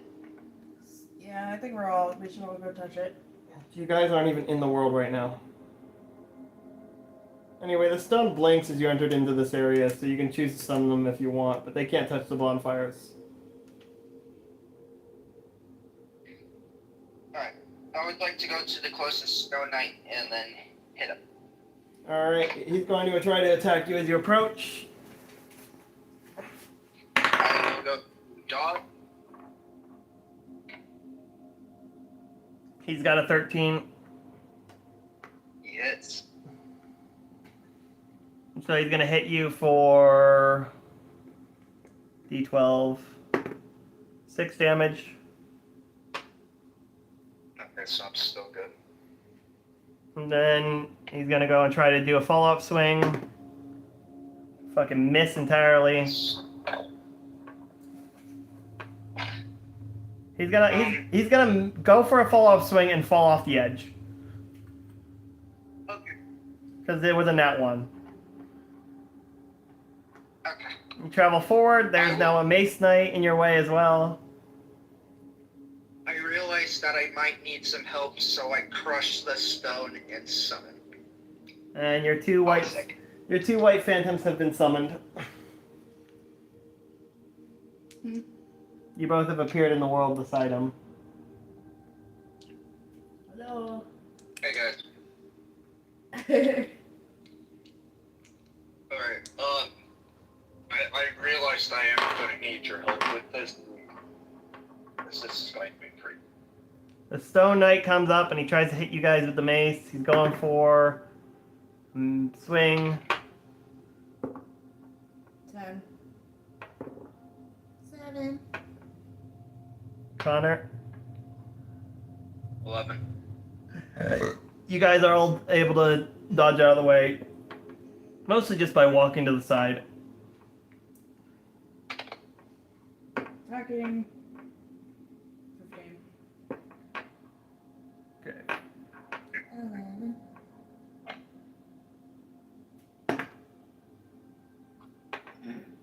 I would like to take a swing with my club on him. Okay, you're gonna swing with your club. I got an 8. The only one who's gonna hit is Isaac.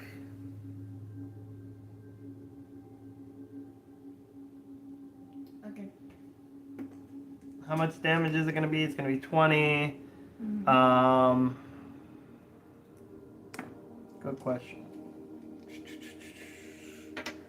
It's down to 40 HP From what?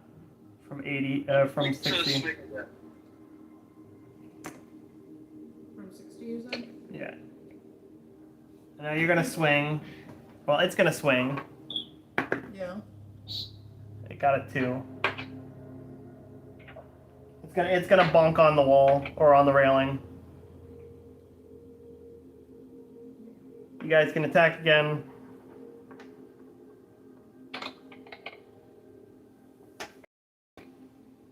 You got a what?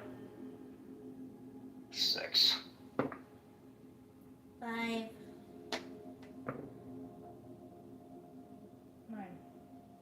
Everybody's gonna fucking whiff.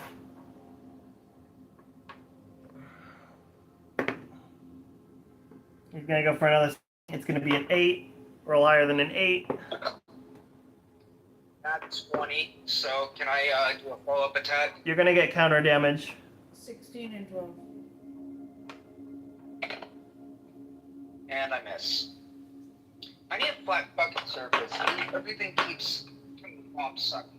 Anyway, you guys dodged. Connor goes for a counter attack. How much damage is it gonna be? It's gonna be 1.5 times whatever he rolls. And you're rolling your bonk stick. How much was your bonk sticking damage again? I forget. 2d20, 2d4s, and then a d8. Right. Normal blunt. Normal blunt's going to do big damage, so it's actually going to be, with counter damage, you're going to actually be rolling technically 4 d20s, and then a d8, and then another and then a d4.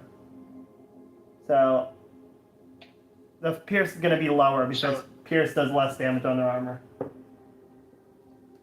So, how many d20s am I rolling? 4 d20 and a d8,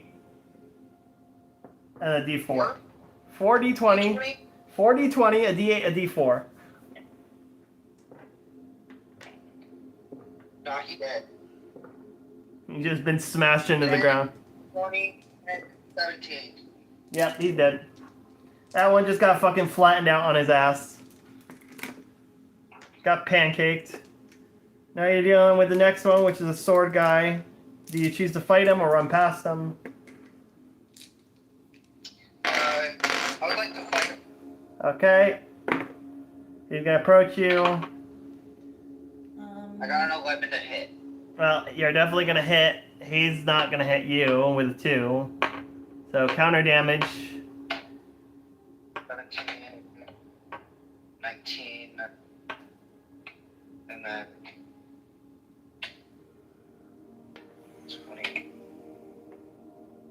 22, and then you said a d6 for Pierce, besides it's... You got counter damage, plus he takes double damage because of his typing. So 40 20s and a d8 and a d4.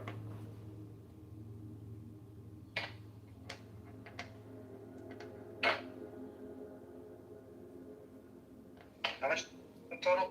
He has 60 HP.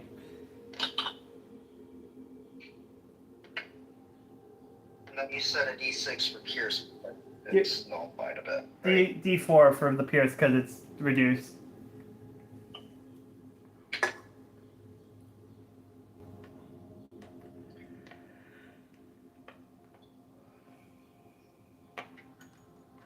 Damage. 39, so it's gonna take him down. That's gonna take him down to 21. 21? Siren's call. Doesn't work on him. Doesn't work on these guys. Nope. How does it work in this move? Well, they're literally made out of stone, so. I mean, yeah. Alright, so Isaac? either one of you would decide to attack him, Going for stab. because he did fucking Not hit. 20. Yeah, that's gonna work. He's gonna be able to be sneezed on. He's at 1 HP.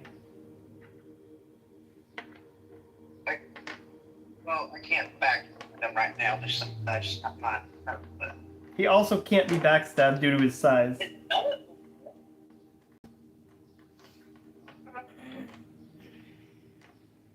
Isabella, hit him! Hit him with your bare hands! Do it! Do it! 11. Not gonna hit. Damn it. Yeah. And he's gonna swing. Wide swing, everybody's gotta dodge. 18. Uh-oh. Okay. So I got a 18 to dodge. You're gonna be the only one to barely dodge it. Isabella's gonna take counter damage from it, and Isaac is gonna take damage from it. I will punch him. Isabella's gonna take. I got a 9. Isabella got The deleted. damage. Oh, It was a crit on the damage output, which meant it was a 12. With the counter damage being half of that, with the fact that it's a critical means that it does double damage. so that's 36 damage. Oh. It's 36 times 2. Damn. So she immediately got flattened out and was sent back to the boat. Glaba's like, oh, too bad, so sad. Ouch. I punched the last one in the fucking dick for his last hit point. He killed. Alright. Yeah, I mean, is it higher than a 3? If it's higher than a 3. 18 to hit, and then I got an 8 on impact. Okay, yeah, you kill him. And as you kill him, a lever pops out of the ground. I pull said lever. Also, wait, did I die too? No, you're fine. I'm dying? You just took 12 damage. Oh, then I am dead. You are dead? I'm cursed, remember, at 10 HP. Didn't you get uncursed? Yeah, you got uncursed at the end of the boss fight. Wait, did I? Yeah. Yeah, Ivy. Oh, then Yes. I'm not dead, never mind. Yeah, Isaac got uncursed. Oh, I still have this thing there. Yeah, no, you had 20 hit points. So you were able to survive it with eight hit points left. Which she can still use her flask because Yeah, someone's can us. it's just half the amount of flasks, so she only has 2 flasks. Yeah. I'm not cursed anymore. Alright.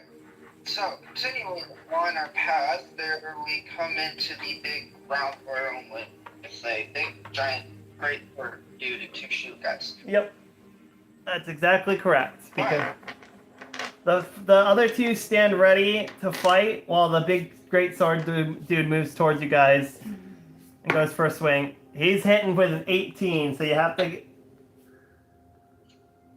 hit. Question: I got a 12. do you get a parry? I got a 20.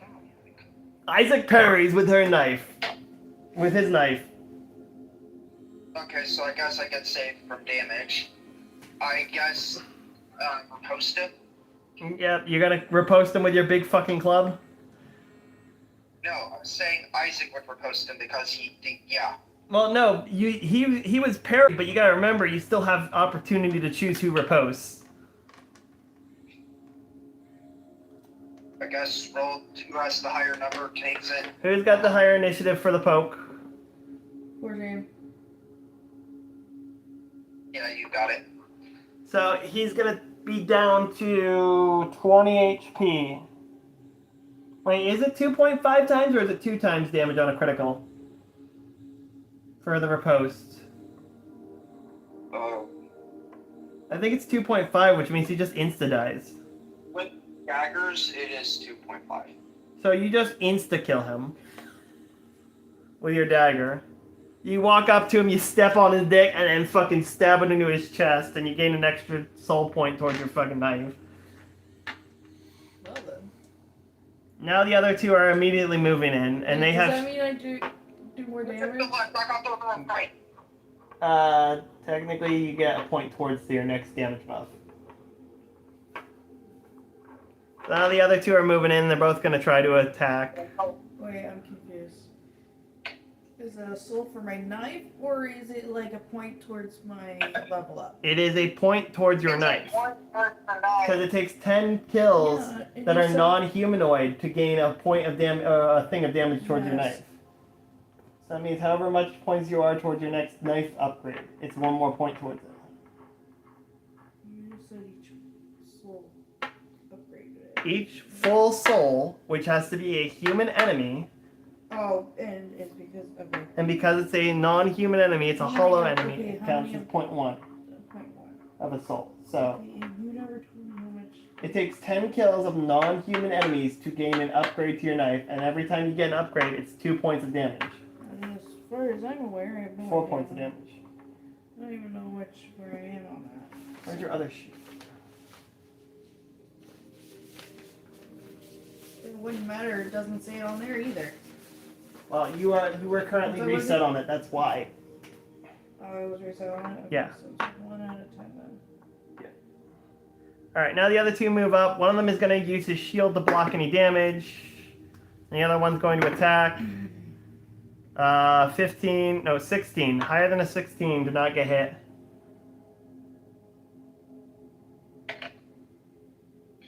I'm getting hit. But I guess we'll try to parry it instead of dodging. Still no. Are you going for a parry or a dodge? Fucking Perry. Okay, Isaac parries the attacking one again. And then Unless you're posted. we'll see I who got an posts. 8. Meanwhile, the other one's gonna try to attack in response. It's got an 8. 11. Isaac's going for the riposte again, getting the kill. Meanwhile, the other one's gonna try to swing at you guys. What did it get? It got an 8. I got an 11. I'm parrying it. Okay, you parry that one, and because Isaac is still in the middle of riposte animation, you fucking slam that fucker into the floor. Damn it, my hand right into its face, and just rip it out and just walk away. You turn him into floor paste. Now you have 2 ways to go. As another lever pops out of the ground, you guys have 2 ways to go now. Whatever. I would like to You pull the pull lever. the lever, bro. You guys have That's pulled the what lever. I said. You guys have pulled the lever twice now, and you've heard noises of stuff moving in the general area. So you're not exactly sure where or what. I would like to continue going down the right side path, which We're is just towards gonna the follow dragon. him. You travel down the right side path. There's one more night before the stairs down. And there's one night down near the bottom of the staircase near a fog gate, along with a white knight just sitting in front of a chest. Shall we go for the fog gate? The first knight is going to attack you, while the other one just stands there menacingly. And he fucking immediately gets baited off the edge. Oh my god. Nat 1, again. Alright, There's- 16 to attack There's the railing there. How is other that one. possible? The stairs. He gets baited off the stairs. 16. I went for attack for one of the knights. The big knight by the fog gate. Mhm. You guys I have, got a 17. I got a 16. I also got a 16. 7. 16. You're gonna get fucking. Oh. You're gonna get smacked by it, but you're not gonna take damage. Ouch. Alright, my turn. Meanwhile, I got a 17. you got smashed out of the world. I did? Yeah. Alright, I'm good. 9 damage. 39 I damage. hit him. That means it's down to 21 again. No, it's down to an 11. 11? You said They have 60. right? They have 60, so it's at 21. The previous one wouldn't have been at 21. It would have been at 31 then. It was 39 damage that was done to it last time, too. I said 41 damage this time. 41 damage, then yeah, it would be at 11. You're right. 40. It would not be 11, it would be at 21. Whatever.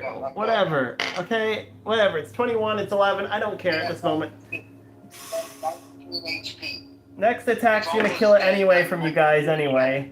He's swinging with a 5-er. You guys gonna be able to deal with that? 17. I Parry? parried them and then What was I it? got the riposte. You both parried, and he went for the riposte and got it. Everything is cleared up to the fog gate. Alright. Through the gate. Is there any like pockets on the ground or anything outside the boss fight? Like, you know, that one dude that's outside the boss fight? No, not currently. Well, actually, there is one sign. It's a tiny sign. I would like to touch it. You touch it, and immediately Glavo shows up and goes, "Good job getting it this far. Seems you lost one of your companions, though." Kind of squishy, so. She is squishy. Well, maybe we can make a deal. Yeah. What kind of. We don't want to make make her too overpowered. She does use fucking magic. And we don't want her to accidentally kill us because she keeps casting just fireball. Maybe y'all could grease my pockets for me to bring her back with some temporary hit points. I don't know. Maybe say for a few 100 gold.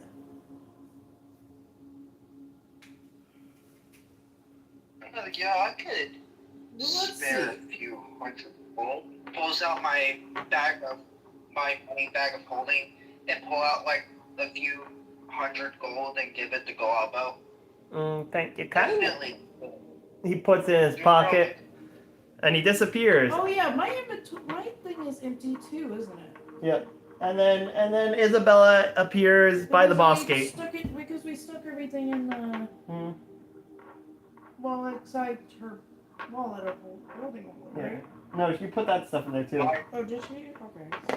So Yeah, all the stuff is in the bag of holding. We have like 1 million gold, and I just Okay, got then rid I of a need few to- hundred. Isabella is at 30 hit points with her temporary hit points. Alright, into the boss fight we go! As you pass through the fog How much gate, health does that have? how much health does this boss have? That's a good question. I haven't thought of that because all this shit's been wung on the fly. So we're gonna do 165. Fair enough. I got a 14 to hit him. While he's slowly walking towards you, step after step. 1, 2, 3, 4, 5, 6, 7. I run up to him and swing my hammer right in his face. And you guys are gonna hit each other because he doesn't get staggered. He's hitting with an 18 to hit. So you get poise broken by an 18. It's a good question. Oh wait, yeah, I still have that chest plate. I could still activate that. Panic activate. Panic activate my chest plate. And I mean, it's like a fucking spell cast. So, all right. Well, you're gonna lose. How much gold are you gonna lose? Let's find out. From this hit, you're going to lose three gold. No, 100 gold. 100 gold from that hit.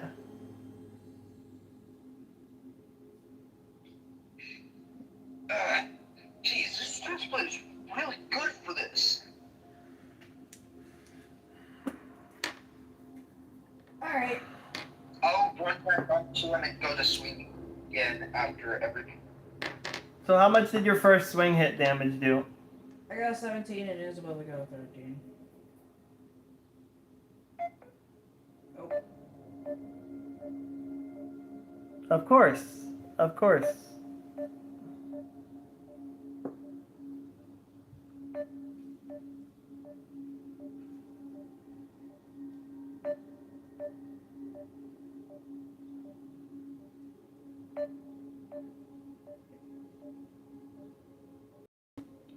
Of course.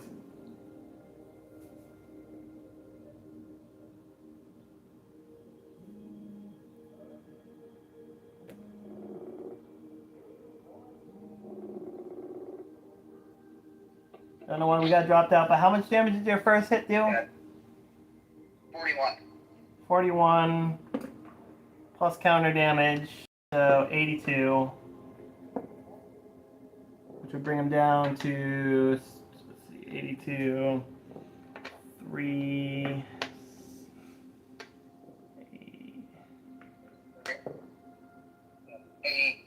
87.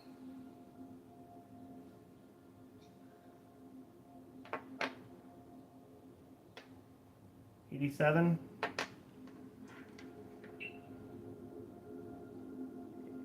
87. And then the second, you're going to do another attack. Everybody's going to attack.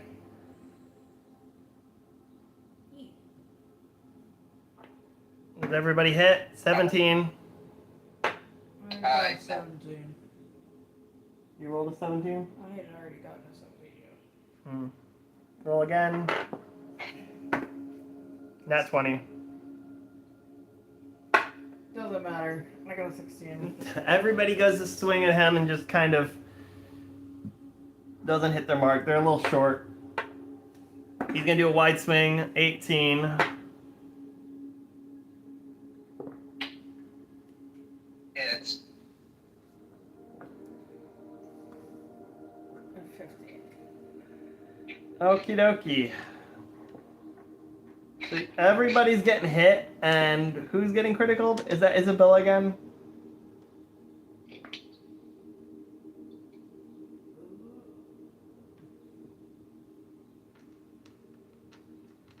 I thought I was the one that rolled the 1. You rolled the 1? Yeah. Oh, you're getting critical. Okay. I only have 21 HP. Actually, I think it's less than that right now. You're taking 10 damage, and yeah, you're going to be at 1 HP now. okay, almost pulverized. Oh, wait, actually, no, never mind. Isabella has 21 HP. I have 20 HP. You're gonna be at I'm at 0 HP. you're at 0 HP. So you got flattened out. Isabella has 30 HP currently and has gotten hit by a 5er. So they're gonna be down to 25. Their temporary hit points are almost out. How much money are you losing on this one? Let's find out. 11. You lose 11 coins for getting hit, Connor, and then you're gonna hit back. 14. 11. Yep, you're gonna hit. 11. Alright, so 5, 17, 20, 21, 24. 24 out of 87. 6, 7, 6, 5, 4, 3. So 63. Isabella's attacking. What spell are you using? 6. I thought I wasn't allowed to use my spells. No one said you weren't allowed to use your spells. I literally tried to earlier and you told me no. When did I do that? I don't They don't remember work. you saying You that said they don't actually. work here. Your normal spells don't work here. Oh, wait, no, never mind. You said the Siren's Call didn't work on the... Never mind. Yeah, Siren's Call is a creature. Fireball and Soul Arrow will work here. My brain's not working right. Okay, hang on.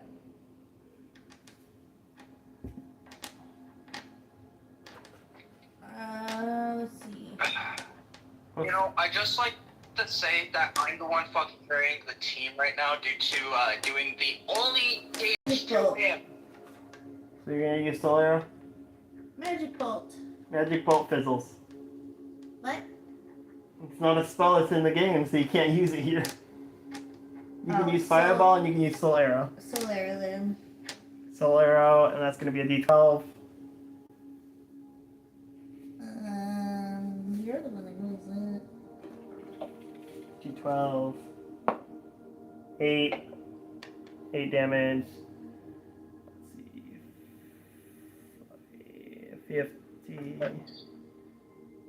55. 55. On a 55, and he's gonna try to attack again. Boop boop boop. 4. Like 4. You rolled a 4. 10. I got a 7, so I'll parry him. Are you actually able to parry him? You cannot parry him. Okay, then I'll dodge them. Besides, I swear to God you could actually parry him. I mean, you can parry him, but you can't down him when you parry him.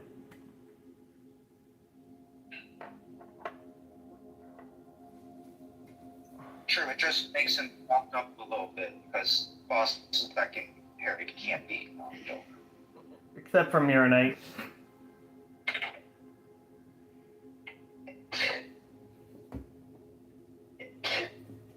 Alright, well, I will dodge, and then I'm definitely not hitting. I got a 3 to swing and hit after dodging. You did a 10. Isaac, are you gonna, Isabella, are you gonna attack? 2. Nope, Isabella's gonna whiff 2. Swing higher than a 9. The game is fucking being cruel to me, but Isabella's not gonna get hit. How much money are you losing? Let's find out. 43.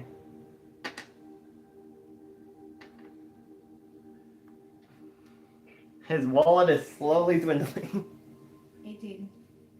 18 for a hit. Higher than a 15 to hit. no. 13. Isabella's gonna hit. You already hit Isabella. Oh. Your damage is gonna be Never mind. 4, 51. He's gonna swing at Connor. He's gonna fucking miss. Connor, you get to counterattack because he rolled a nat 1.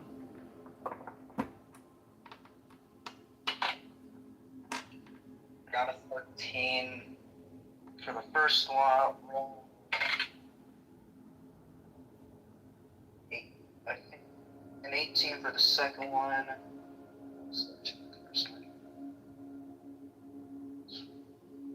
31. 34. He's dead. 7. 38. He's dead because you get counter damage that does 1.5 times damage, so he's dead. You have defeated the Dragon Lord, or the Dragon Rider, and have been sent back. Text appears in your eyes. It says the Ashen Mist fades. Which doesn't make any sense to your brain, but whatever. As you are sent back to the boat, you guys are now just outside the island of the dragons. There is no port to land at, though, you've noticed, as you've traveled around this island now for a little bit.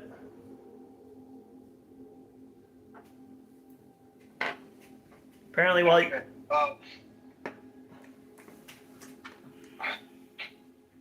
Alright, well that was one hell of an adventure. I kind of got this weird thing in my hand though, after we beat him. I'm just kind of holding out the Dragon Rider soul. Yeah. I don't know what it does, but yeah. You have no clue what it could be used for, you just have it, currently. Can I actually use it for something? I mean, you could pop it, but if you pop it here, it's useless. If you use it at, your normal use places in Dark Souls 2, then you can use it, but it's basically innate outside of the actual thing. Now, items made from it are a different story. Say, for example, you use the Dragon Rider's Soul to get the Dragon Rider's Shield or the Dragon Rider's Spear from Ornfex, then you would be able to use that outside of the actual Dark Souls 2 world.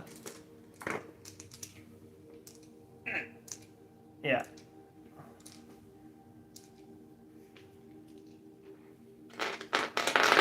Well, now the question is, what that the... means I can eat the chicken, right? Yep. The soul weighs nothing, so no worries about weight there. Alright, well, besides there's no port on the island, I would like to attempt to put the boat in hover mode and hover it over and put it down. Just hope I actually get this. Oh, thank God. I got a 16.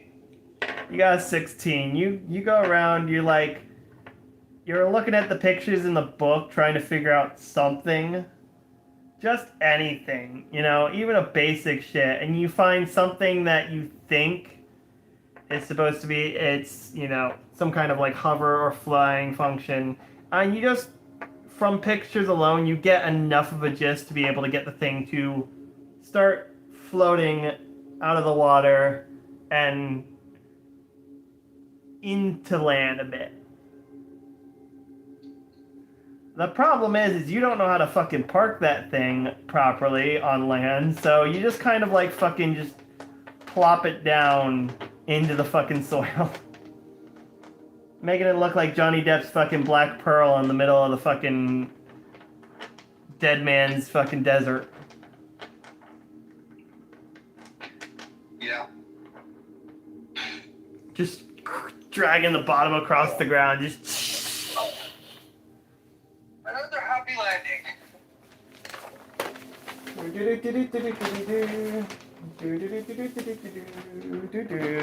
We kind of have this basic ass map.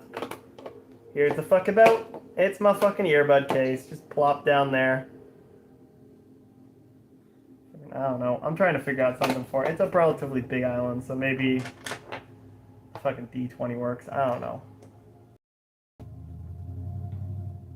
No, I'll just keep Right, using but by the D4. way, I would like to start heading in towards the Dragon City. As you have landed your boat, you've noticed the mountain is stupidly tall. Like, stupidly tall. We're talking 500, 1,000, 2,000 feet tall. You're not sure exactly. But, you hear a bunch of different noises. You can't make out what they are exactly, but you hear a bunch of different noises that sound like, you know, people, dwarves, dragons, maybe, some kind of mix of both. You're not entirely sure. What you do notice is that there's a lot of little holes along the sides of the mountain that you can see here, there, and everywhere. As well, I go there because I feel a sense of home. I'm just start lifting my hands up and just start walking towards the mountain. we're almost done, baby. Because I've been on the ski for so long, I haven't seen a mountain in forever. We're almost done. Yes, you guys have approached the mountain, the dragon era, the dragons and dwarvens mountain. As you guys approach it, you can find pathways up and pathways into the mountain itself. The pathways up are relatively steep, but nothing that's unclimbable. Just a little struggle for normal people to walk up. I hug the mountain because I just kind of feel what. It's not a boulder, it's a rock.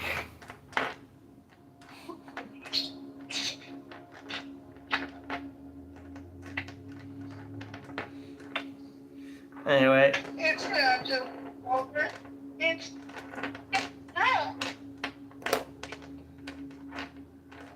yes. So you're just like hugging the face of the mountain for a little bit. And then I would like to proceed to go inside and then As you enter into the very cavernous insides, the hallways and tunnels and such, you hear plenty of dwarves talking, but the dwarvish that you hear is not exactly your dwarvish.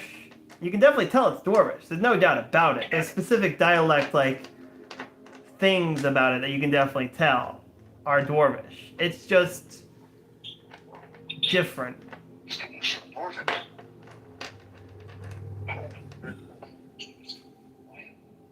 One of the dwarves at one of the little outcrops in the wall literally looks at you and goes, "Ah, hey, so for the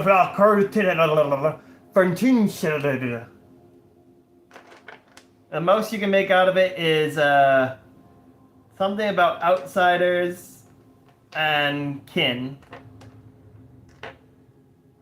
It seems to be a mix of two different dialects. I can kind of know what you're saying, brother. Yes, I am an outsider, and yes, I am kin. But other than that, that's all I heard. The man rubs his face. Misunderstand. The man rubs his face for a moment, trying to seem to recall something, and then he goes, "Common." I know a bit of ancient Dwarvish, but yes, common is what I mostly speak. Being swashbuckler, seas and so He grumbles a little bit and pulls out a book and is flipping through it for a little bit and then goes, "You're outsider dwarf. Yes? Sorry, not great common. Less used here. Mostly dragon dwarf. Mix of dwarf and dragon language." He seems to be struggling a bit, but he's doing his best. That explains why you sound. I heard a little draconic. Yes. I'd love to learn this language. Many forge about. Find. What was the draconic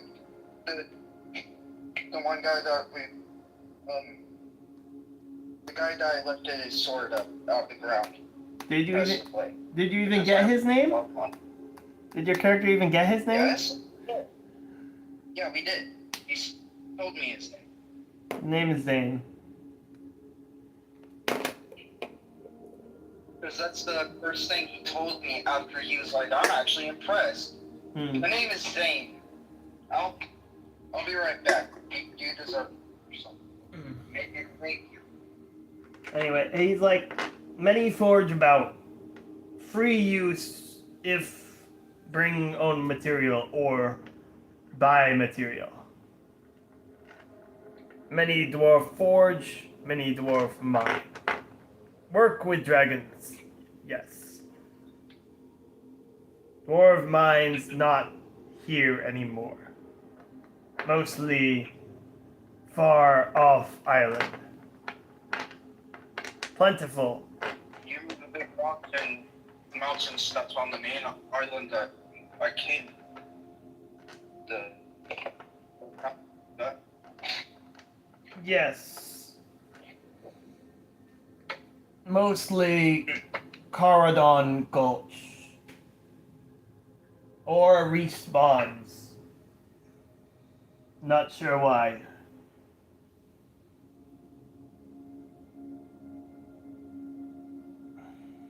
Well, thank you. I'm glad to hear that the ores there are constantly replenishing, so you don't have to worry about anything.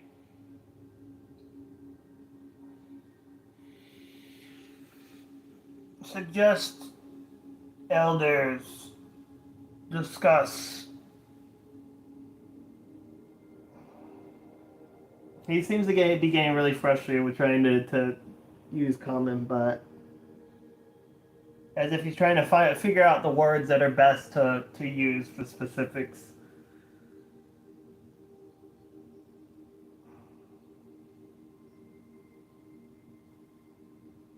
Then he just throws the fucking book away. Give me 1 second. Isabella, you have that for, let's see that for a second.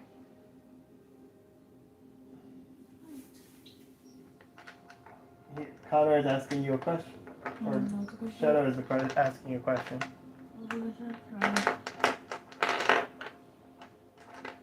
You have that, can I do that for, so Ian can talk? He's asking for the ring. The ring of many language. If Isabella does, she can't be understood.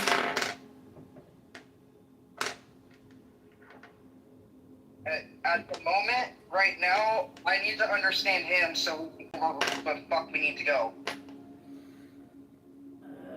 Find. Immediately back to you. I'm only going to borrow it for a second. Find. Big dwarf. Oh, never mind, give it a second. Big, scaly dwarf. Should be back from mine soon. He knows better This is Common. He slams down his hands on the table. Yeah. I fucking do it. Alright, so He then walks away grumbling because he's frustrated. Dragon wait, one more thing. I have a question for you. I know that you probably won't be able to answer all that well, but I just need a pointer. Just point where I need to go. I have met this dragonborn named call it my fucking right now. Dragons above, not inside. Very few come inside. Look for dragon above. Okay. He Thank you. He points you out the general direction you came from. As there are pathways on the outside of the mountain that lead up the mountain, as I said before. Well, I would like to go and take said pathway all the way up to go and see if I can't find this dragon. As you head up the main passage, it's relatively steep, but you know dwarves are normal mountain climbers, genetically advanced for scaling steep terrain. So for you, it's not that hard to climb. For Isaac and Isabella, on the other hand, well, you left them back about halfway up the road as they're panting, trying to just deal with the scaling of it. So where are we right now?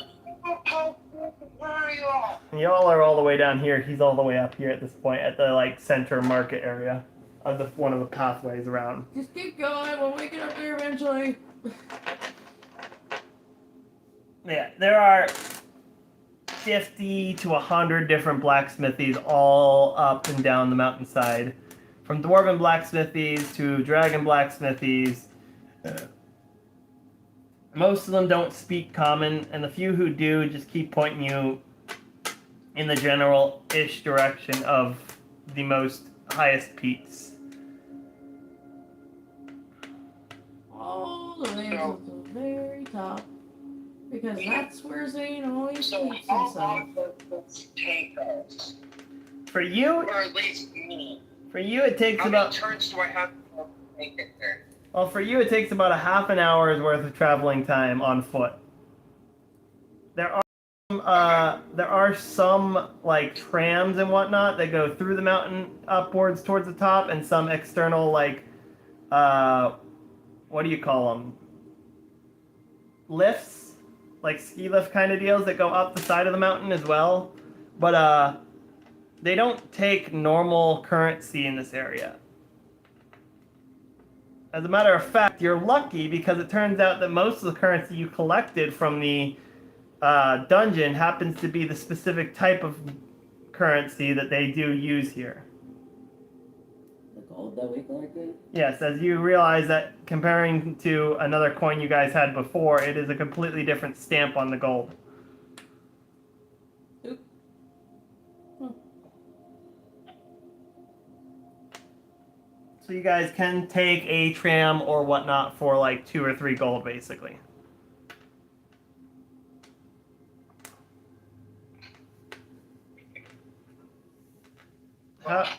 However, they only go up so far. They go up most of the way, though. Knowing me, I probably found some random ass route to climb up. Yeah, well, I'm already all the way up the fucking Because I'm mountain. fucking stubborn like that. Let's see, do you actually be able to scale the wall? Roll. Yeah. You just decide to scale the wall.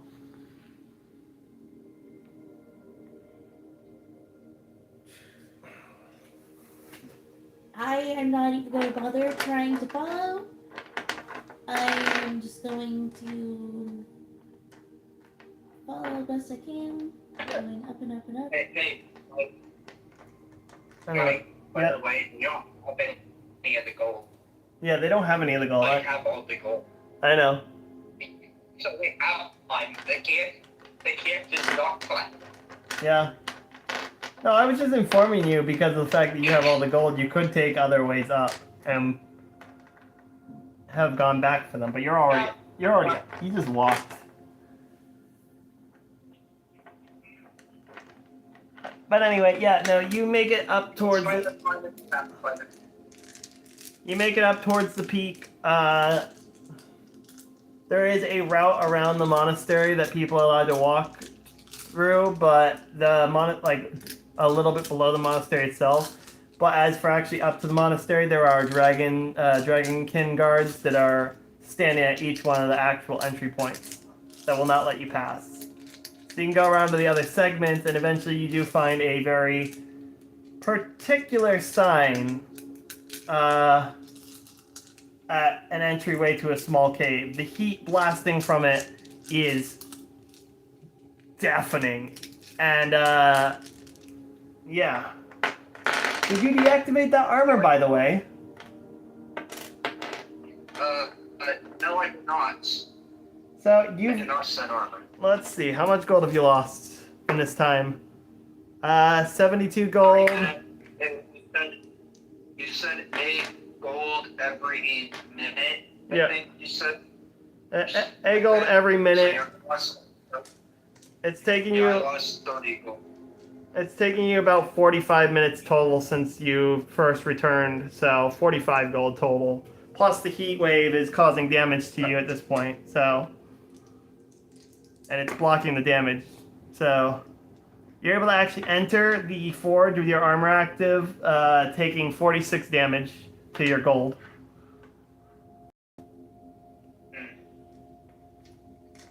So, do I feel familiarness to this heat?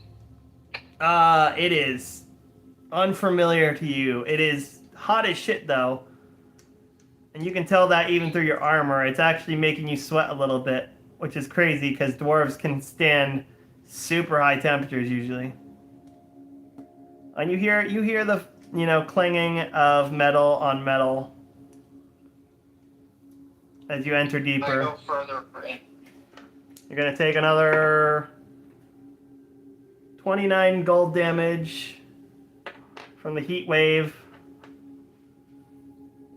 as you approach further in, eventually entering into this large room.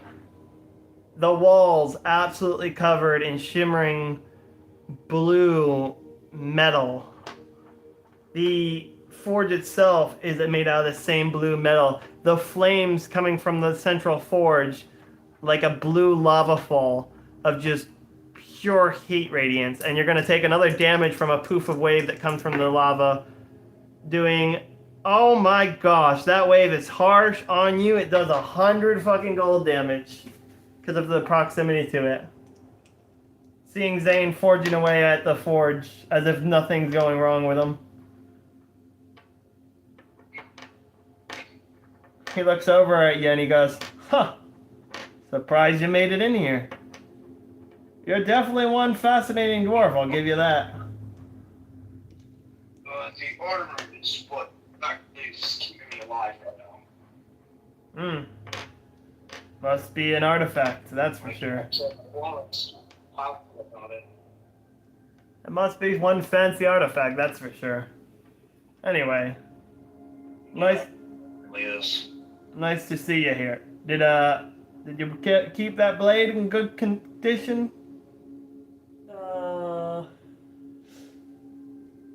I'm just fucking with you. I knew that thing would probably shatter. Yeah, the ranger Isaac shattered. I threw it. Killed something with it, by the way, while throwing it, and it shattered. Right here, But I Isaac. did use those shards to make it. I pull out the club that I made and show it to them with the crude fucking spikes on it. Whatever works in combat.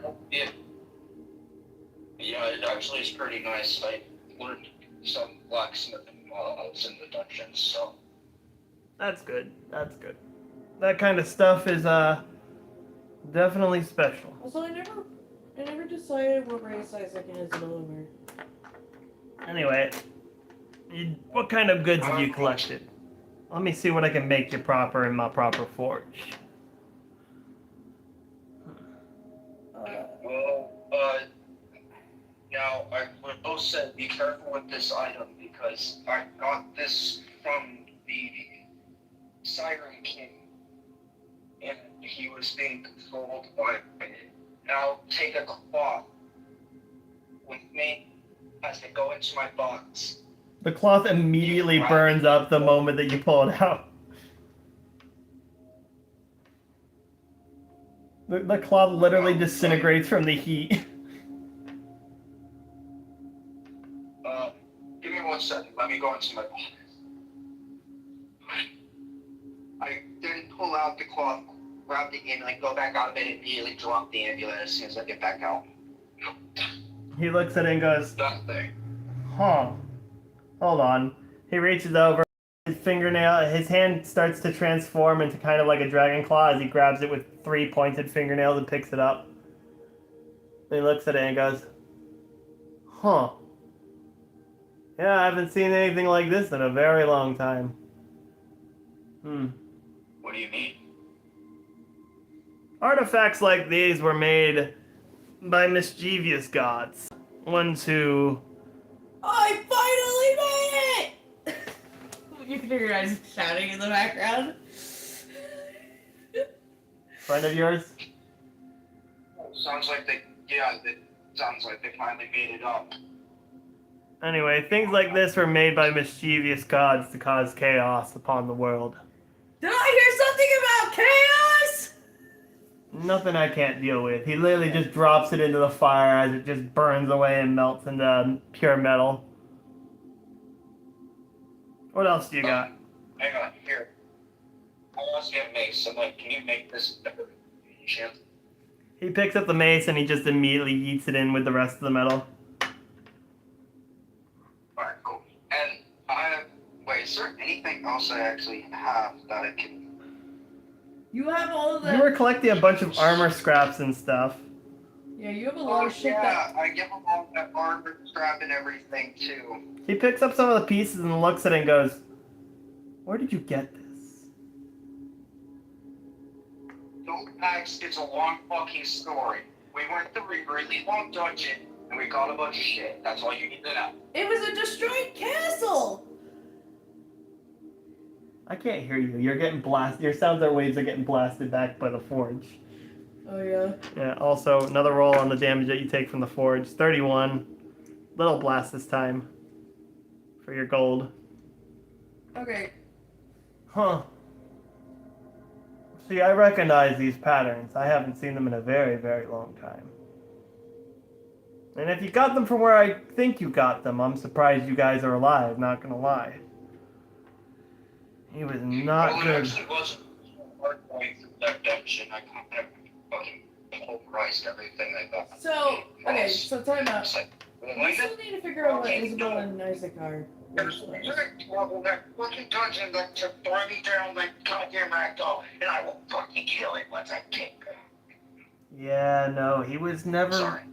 That's why I was saying I'm surprised you guys survived, because he was never really good at making sure to take care of his pranks when he was done. Oh. Who? Wait, what? Pranks? Anyway, Who? not important. Wait, no. Who?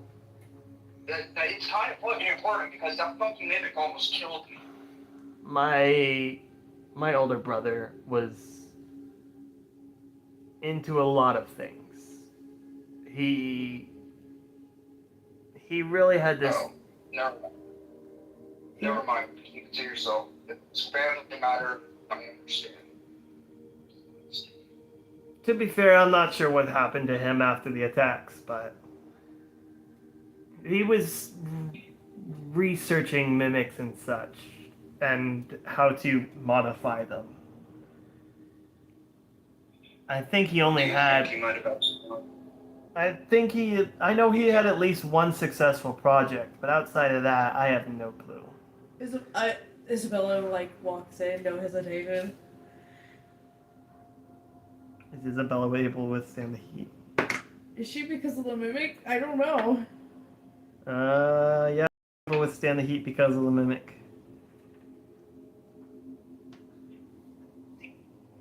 I turned around and see her walking in, like, how the fuck? Hi! I finally made it! Oh. I have no clue how she's able to come in here. Wait a second. You said your brother was had one working phone, right? Oh. I Yes. think we might have ran into. I'm guessing so. You mean this little guy? You Playing with the little baby mimic. you seem familiar. Oh, I'm Isabella. I'm too tired. Shit, they were with me whenever I was at the village before again.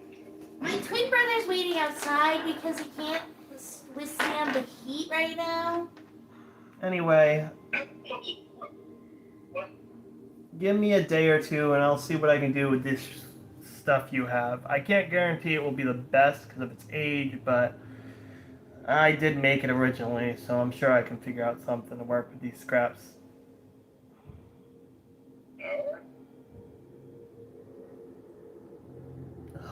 And well, I will leave the forge area now, and after I leave a bit further down to where the heat no longer affects my goals, I don't want to rest. Alright. And you guys are gonna probably find an inn or something, or are you guys gonna go all the way back down to the boat? That's the question. And then I'm gonna try and find it. I Because think that's where I was gonna we find an inn and then we call it good for right now. Well, there are, I'm just gonna wait here for the next 2 days. Wait until my hammer was ready, and then well, there isn't many inns on the side that you guys came up. On the opposite side, it seems like there's much more of businesses, buildings, and that kind of stuff. On one of the other side, it seems much more residential. So you decide to go down the business side, and you guys are able to find a inn. It's not the cheapest, but then again, it seems like these people who come here usually have quite a bit of money anyway, being upwards of 100 gold a night for one room. I mean, we have the money, so.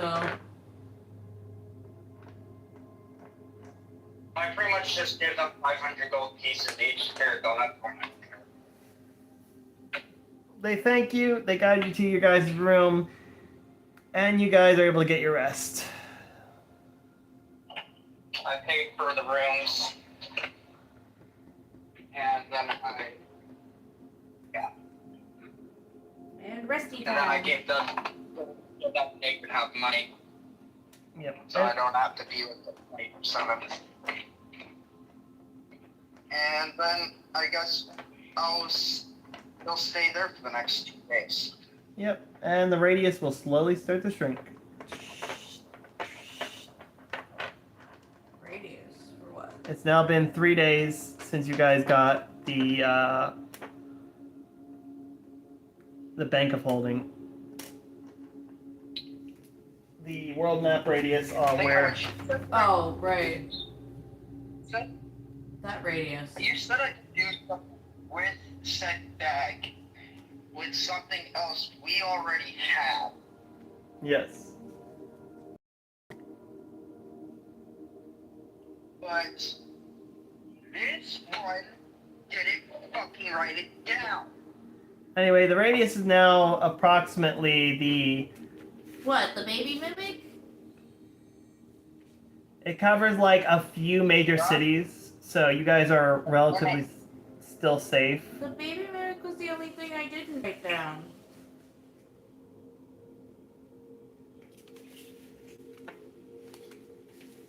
Right? Either way, Anyway, yeah. Couple days pass. The radius on the affected area includes one seaside town, one major kingdom, one small town, and 2 encampments, along with the Dragonary. So people have kind of started to scatter around those areas, minus the dragon area, which it seems like you haven't seen anybody trying to look for you really in the dragon area. So maybe it's just because there's no job boards like that around, or maybe just because people don't care. You're not sure. If they're here. I would like to go back to the smithing, and right before I enter the heat, I would like to turn back on the chest plate so I can get there safely. Okay. Let's see, you're gonna do 73 gold. It's gonna take 3 bursts, obviously. 42 gold. And then 47 gold from the bursts of heat. Okay. You would say I'm around 900,000 at this point, right? More like 950,000? Yeah, something like that. That explains why this felt so familiar now. About like 925,000. Because trying to keep track of this is going to be a headache. Yeah. Also, didn't we meet Zane at the last? No, we didn't. It's his old forge. Never mind. I met Zane. Sorry. Yeah, he met Zane at the I met city. Zane at the. Yeah, very. Yeah, Zane he met him at the- Cheetan when you guys didn't. Yeah, didn't no, meet. I was sorry. I'm going based off of other information. This is how the castle normally looks in general. Minus the big fucking hole blown through that one segment. Okay, yes, obviously, but like, this is Zane's normal forge. Well, it's even older than Zane. It's still his forge. Yeah. This segment got blown through, but yeah. Yeah. Still, like this, I remember all of this now. Anyway, yeah. So he's. Wow, I was like, why this looked familiar. You notice there's a few pieces of gear set around the forge area on racks and such. The racks are made out of the same bluish metal. As he looks over at you and goes, back already? Yep. Well, he didn't give me much to work with, so I did what I could.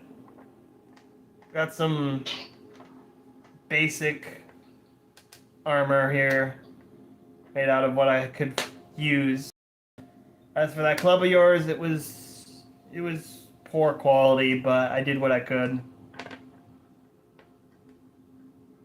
It's expected. I did kind of use rusty metal to rebuild that. Anyway, I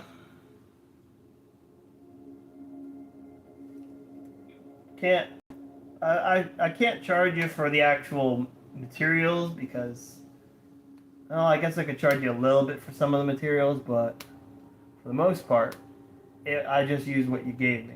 There's a few materials I use to try to improve it at least a little bit, but I don't know how much money you have, so I don't know what would be a reasonable price. I pull out the gold of the banking bag of holding, like, so does. So, Where did you get that? how does 50,000 gold sound? Donax. 50,000 gold. We only went through one. 50,000 gold's pretty close to what I would be charging normally.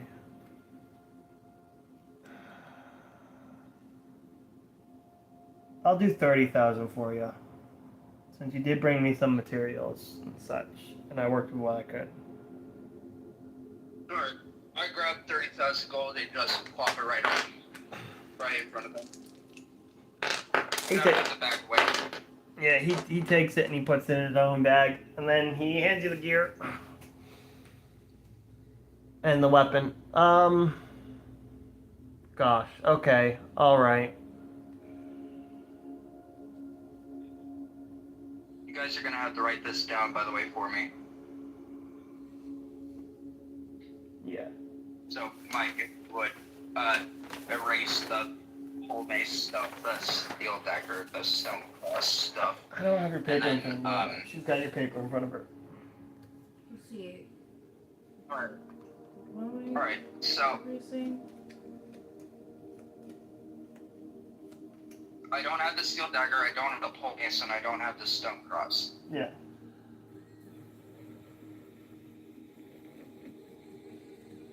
And he doesn't have all that scrap metal in his inventory anymore. Which I never fucking wrote down. I remember that I had it, I just never wrote it down.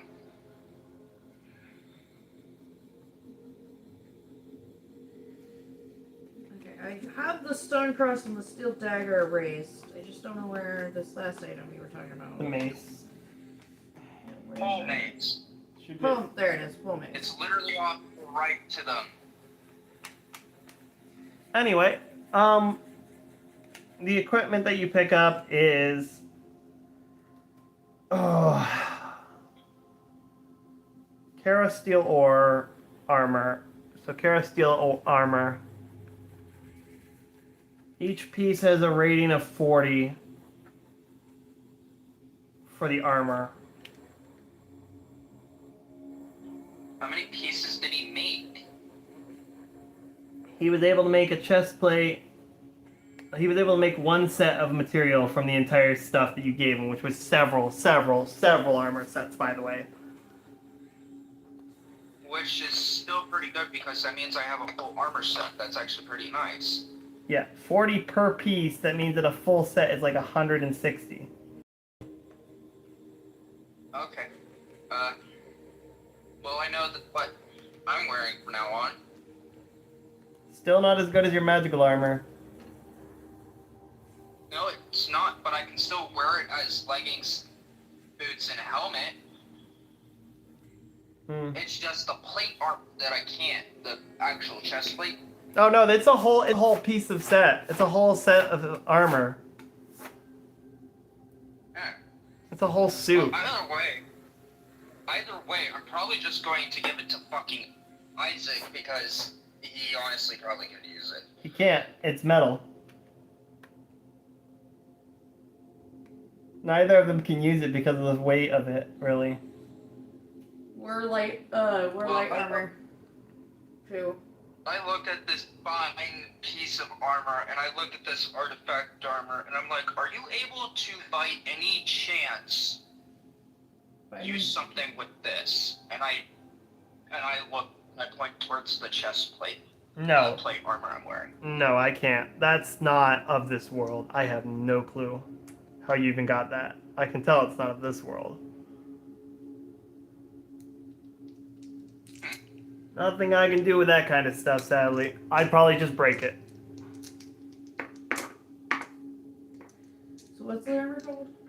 Well, the sad thing is nobody Titan else steel. uses plate armor, though.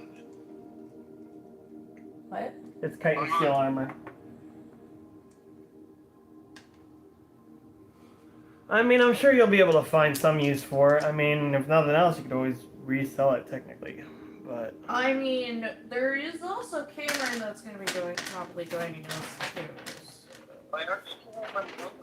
Who is also a dwarf. A dwarf dragon. Would you be able to teach me some draconic methods? I'm not allowed to do that, sadly.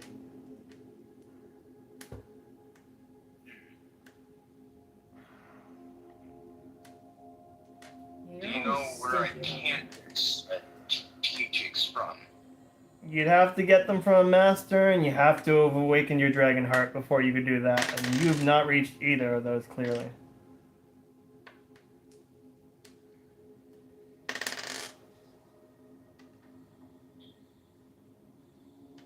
Another question for you. How does one awaken such dragon heart? There's many, many methods. The most common method is years of meditation focus. That's the most common one. Isabella walks in. Isaac had a question. Immediately downed. What? You're immediately downed by the heat wave. Isabella walked in. All right. Isabella walks in. That's right. Isabella has the mimic. Sorry, I'm fucking. You think Isaac's stupid enough to go, oh yeah, I'm gonna walk in here in this heat area like a fucking moron? Anyway, Oh my god. what is okay. it, child? So, So he was Curious about more chaos stuff. he is a chaos gremlin, don't ask. I'm sure you'll be able to find plenty of cursed artifacts all over. I mean, he's got a cast dagger. Like I said, I'm pretty sure you'll find plenty of cursed artifacts for someone who likes chaos.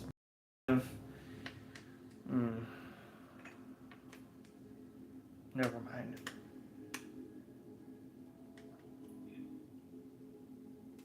Anyway, what do you mean, never mind? it You know Globlo? who? Are you referring to Nah, family never mind. members? Look, I don't like to talk about it, alright? Bad memories? Mm-hmm. Anyway, Because of your family or because you lost them? he just looks over at you.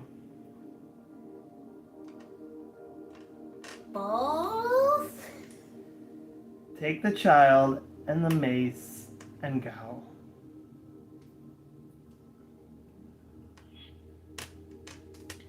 Anyway, your pole mace now does Oh, he still has full base? a D100.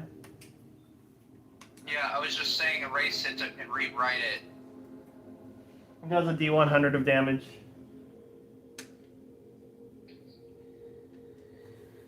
There we go. I mean, this bitch heavy.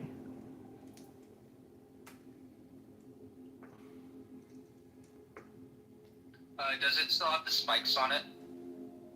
No.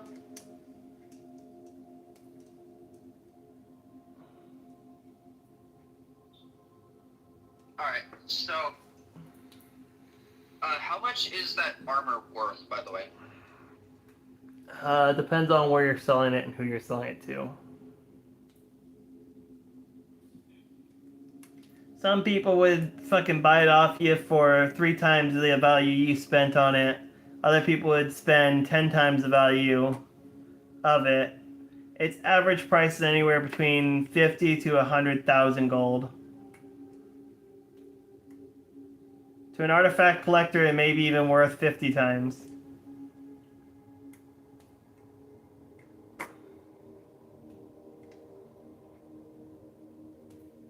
Interesting.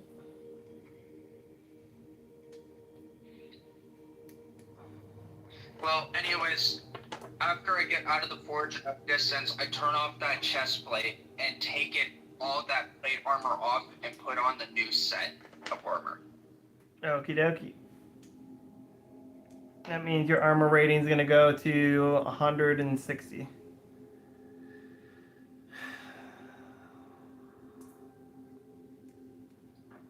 And the special plate armor doesn't weigh anything, does it? It weighs a bit. The full set probably weighs around 20 to 30 pounds, or 20 to 30 weight. So it's a 25 weight. I will shove it in my box. Which one? Oh, wait, no, I was the, shoved in the bag of holding. the magic one?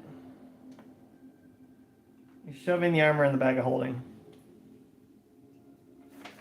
Are you talking about your So we don't. Oh, are you talking about your new armor or your old armor? Because your new armor weighs 25. Okay. Your old armor weighs I'm putting this. nothing when it's not active. Or it weighs a fuck ton when it's not active. So it weighs like 50 when it's not active.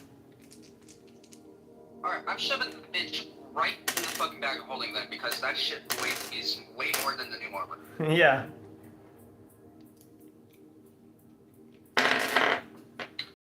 So, that being said,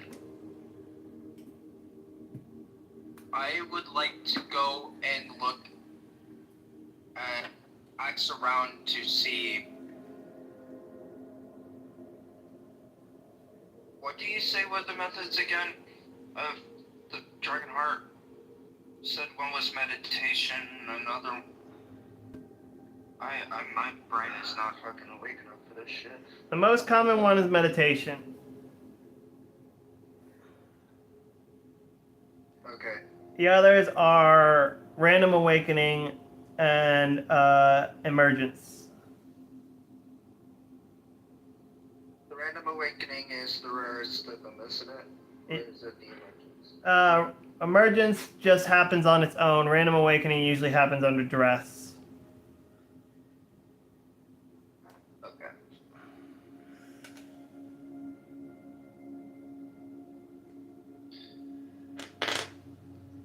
So yeah. Should I be able to roll though? Besides, I was near like that flame for an extended period of time like that, and still was getting like affected like physically by it. Would I be able to roll if I get a nat 20 with my heart awaken, or like? I mean, it might take a step towards awakening, but that would require several d20s back to back.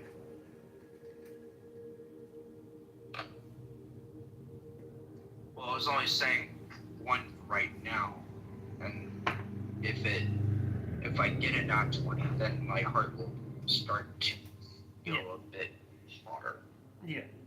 like something's happening. But I'm guessing you didn't anyway, so.